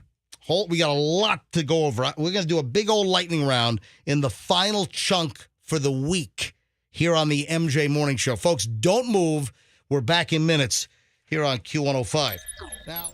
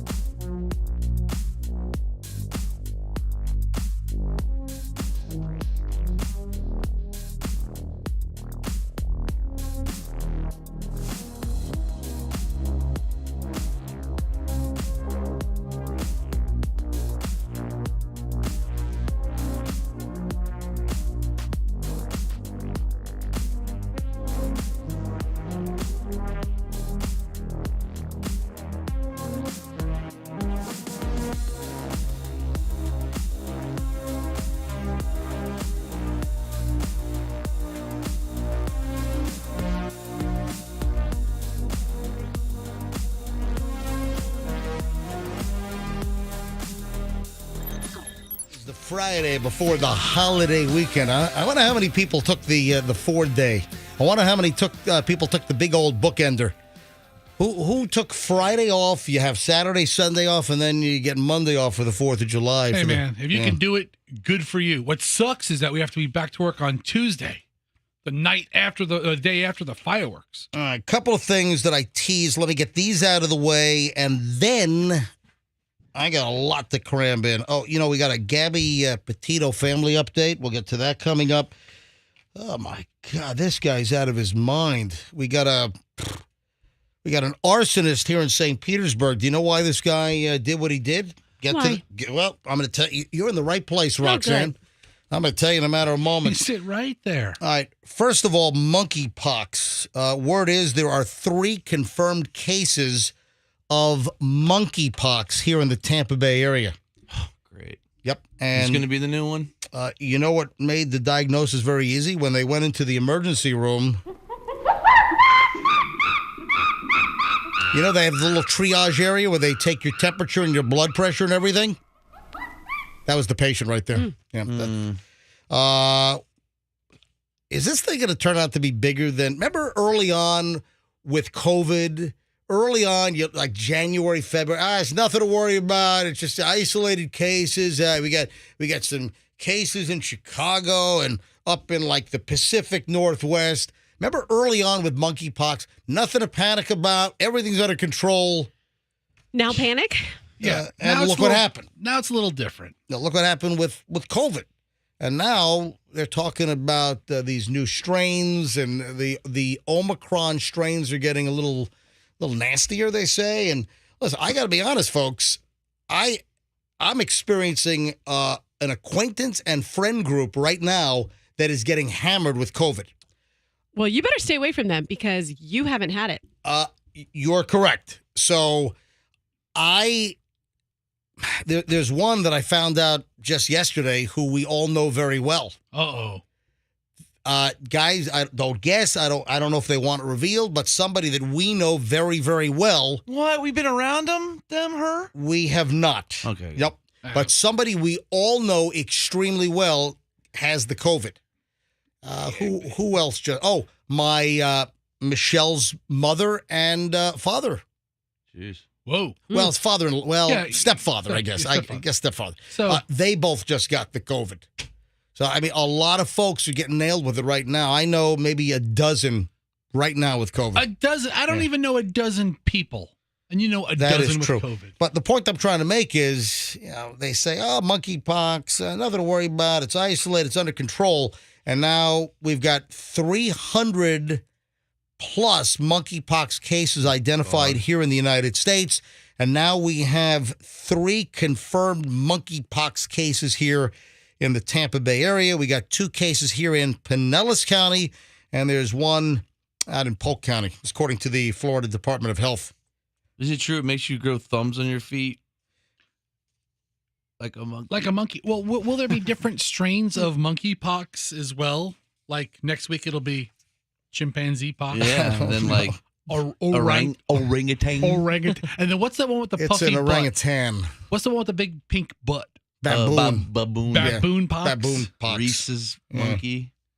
A macaque. Yeah, that's the one I don't want. Yeah. I mean, of all the strains, I'll take the red ass strain. Yeah. I don't want the macaque. All right, listen to this. You know that some states or cities use speed cameras. Yeah, here in the Tampa Bay area, which cities or counties allow the red light cameras? Now, I'm only aware of Tampa. Like city of Tampa, they allow the red light cameras. You have them. Where do I know there are red light cameras in the city of Tampa? You've got them on Kennedy and Dale Mabry. You've got the red light cameras at that busy 4-way intersection. You have some red light cameras at Kennedy and West Shore as well. There's some on Bush Boulevard. I know because I got a red light camera ticket. Yeah. Oh, really? When did you get that? Probably could have been about a year ago, maybe. How much was it? I don't remember. It was more than $100. Probably less than $200. I think it's BS. It was Doug driving, by the way. It wasn't Really? me. I think it's BS. I mean, you should be able to, first of all, confront your accuser, and then to Oh my God! Here's the list. There's 55 intersections. Oh my God! This is the Tampa.gov website. Intersections where there are safety cameras located. Do you remember early on? Do you remember in Tampa? I want to say when the first cameras went in, wasn't there a little bit of a scandal where the claim was made that they put the red light cameras in and they even shortened the yellows a little bit? Oh, that's a scam. Yeah, that happened. I believe I recall that story being a problem like, I don't know, 15 years? It was a while ago. So listen to this. You've got the red light cameras that we have. I don't think we have speed cameras, but there are some cities and states where they have speed cameras. One is out in Albuquerque, New Mexico. What happens if you don't like the speed camera that's in the area? I've got a couple of ideas, especially in the middle of New Mexico. Well, somebody just stole it. That's right. Just took it. How do you get up that high? What do you get, a ladder? Oh, man. There was a speed camera that was stolen in the Albuquerque area, and it's, I guess, on a road where people drive pretty fast. One speed camera was set up, and I don't need to give you this. The speed limit was 30 miles an hour. The Albuquerque police said that the data shows that 2,994 drivers were caught driving 11 miles over the speed limit since the camera was brought in on June 10th. Just 17 days later, the Albuquerque Police Department said the camera was stolen. The base was still there, but somebody unscrewed and unclamped the camera itself, the device that takes the picture and calcs the speed, and somebody just stole it. Nice. I guess that's one way to get rid of the speed camera. Oh, man. You know what this reminds me of? I don't know if you can find this quickly, but there was a guy that was arrested. This was out on Long Island. This is when I was doing mornings up in New York. And there was a guy on Long Island, and he was so fed up with the speed cameras that he was vandalizing them. He was getting a ladder, climbing up and bashing them with a bat. Do me a favor. Go to Google and type in, is that it? Man unapologetic after tampering with red light cameras. Yeah, that's it. Right Look here. at this guy smiling. It's like he's running for office. He's like, I did a good thing. Look at this. Stephen Ruth has been hailed as a hero. Can you get rid of this pop-up? I'm trying. A red light camera opponent who has been burned by the unpopular devices in the past was arrested Tuesday after police uncovered video of him allegedly tampering with cameras along the Long Island Expressway on a service road in Ronkonkoma. Suffolk County Police arrested 42-year-old Stephen Ruth at his home on charges of criminal tampering, obstruction of governmental administration. Police said they learned of the tampering after the 6th precinct received anonymous tips and a social media video showing him allegedly using an expandable pole to aim the camera toward the sky. That's right. The cameras. He used a pole and he would jam the camera up toward the sky so it wasn't aiming toward the intersection. They arrest the guy. What tool bag turns this guy in? He's a hero. Listen, I don't like red light cameras in the sense that you should be able to charge the person driving the car, not the car itself. And I got a big problem with that. I can't believe that this has been upheld constitutionally here in Florida. It doesn't make any sense to me. And then the other thing is, early on, some of these red light cameras, keep in mind that the cities hire private companies. This is a profit business. The red light camera companies, they get a score off of every ticket. They get paid. Yes. I didn't know that. Yes. The red light camera companies, they supply the equipment. They have all the staff that reviews the video and the still shots of the red light runners. And I don't know what the split is. It's all going to be sunshine law available. It's all going to be public data. I don't know if it's 50-50, but that's how these companies stay in business. They want as many red light runners as possible because that's how they make money. Yeah. So someone texts, you can get the video when you run a red light. Yeah, I got in trouble doing it one time, and they sent me a video of myself doing it. They sent me the 3-second clip of me running through. You can see my big fat ass eating a cheeseburger going through the light. They'll send it to you. That's fantastic. Running a red light, eating a cheeseburger. It was in the city of. It was in Sarasota. That's great. Yeah, they say they have a lot of them down in Bradenton. Yeah, it was in just south of the Bay Area. Speaking of south of the immediate Tampa Bay area, down in the Sarasota area, where was Gabby Petito's family? Where did they live? Were they in? They were in New York. And they were in New York, and then Brian Laundrie's family, were they Bradenton or were they Sarasota? Down. I don't know. Anyway, here's the deal. A judge has now given the thumbs up and an okay for Gabby Petito's family to sue Brian Laundrie's parents over the knowledge that they knew of their son taking the life of their daughter, Gabby. So now a judge here in Florida yesterday said, nope, I'm not going to toss it. So a civil lawsuit will proceed brought by Gabby Petito's family, accusing Laundrie's parents of knowing their son had killed Gabby Petito. So they were in Northport. Northport. Thank you. All right. So I guess, talking about this gives us another opportunity to amortize the cost of our little jingle here, right? All right, hang on. I got to play it from the beginning. I talked all over the front of it. Remember our Brian Laundrie song? With one of the worst squeezed-in lyrics at the very end? Hang on a minute. I heard the story on the evening news. They found remains and a couple of clues. Sounds like someone's paid their dues. It was Brian Laundrie. Pick a bone up, dig it to the ground, scoop him in a bag, shake him all around. In the Mayakahatchee campground, it was Brian Laundrie. Mayaki. In the Maya, how do you? What's the name of the damn place? I forgot. I forgot it as well. The Maya. Anyway, it wasn't the smoothest lyric to fit in there. Can you bring up the spelling? What is the name of the reserve or the preserve or whatever the heck you call it down there? The Maya Hacky. Do you have it? I don't know. I'm looking it up. I don't even know how to spell it. Anyway, that's almost as bad as like Toto's Africa, where they try to jam Serengeti into the song. Okay, so it's Mayakahatchee. Yeah, the Mayakahatchee Preserve, whatever it's called. Look, I feel so bad for the parents of Gabby Petito. It's terrible. Yeah, it really is. All right, guys, anything else before we get out of here? I got a couple of things, but if you have anything that is front and center and very important, please speak now. That would be it.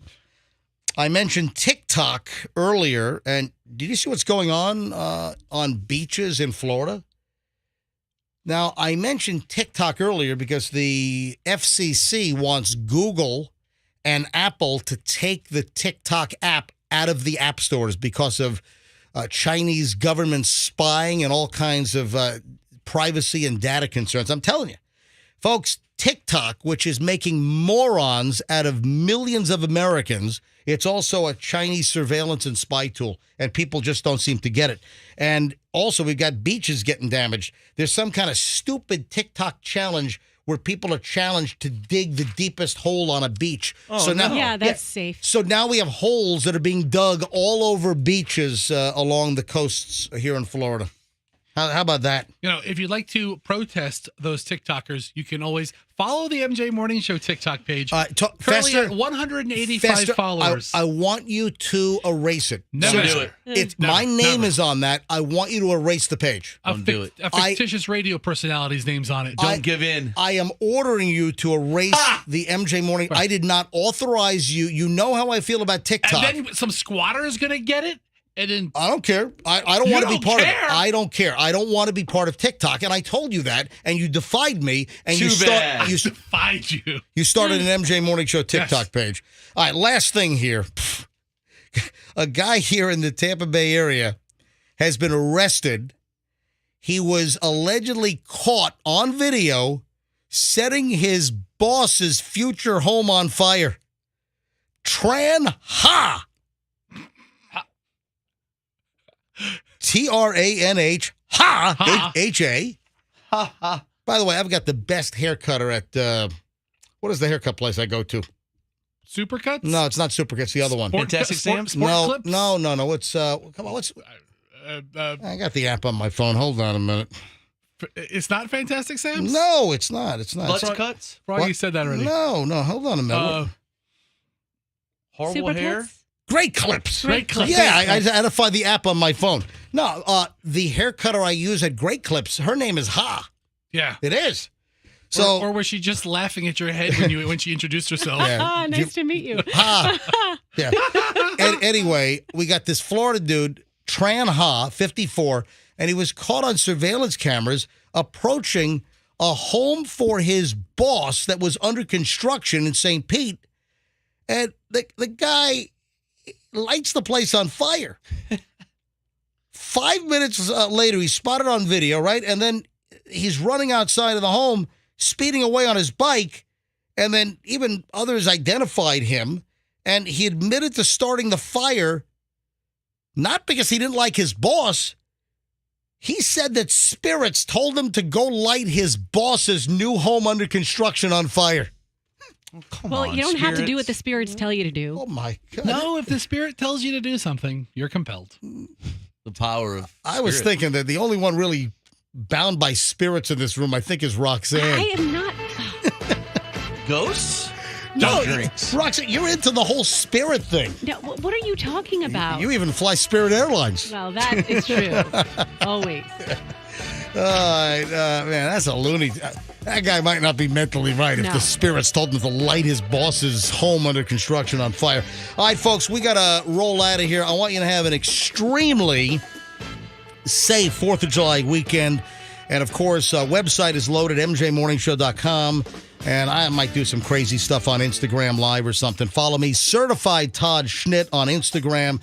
Hey, before we roll out of here, also a great weekend with 4th of July parties, with 4th of July events. Hey, folks, PDQ. How about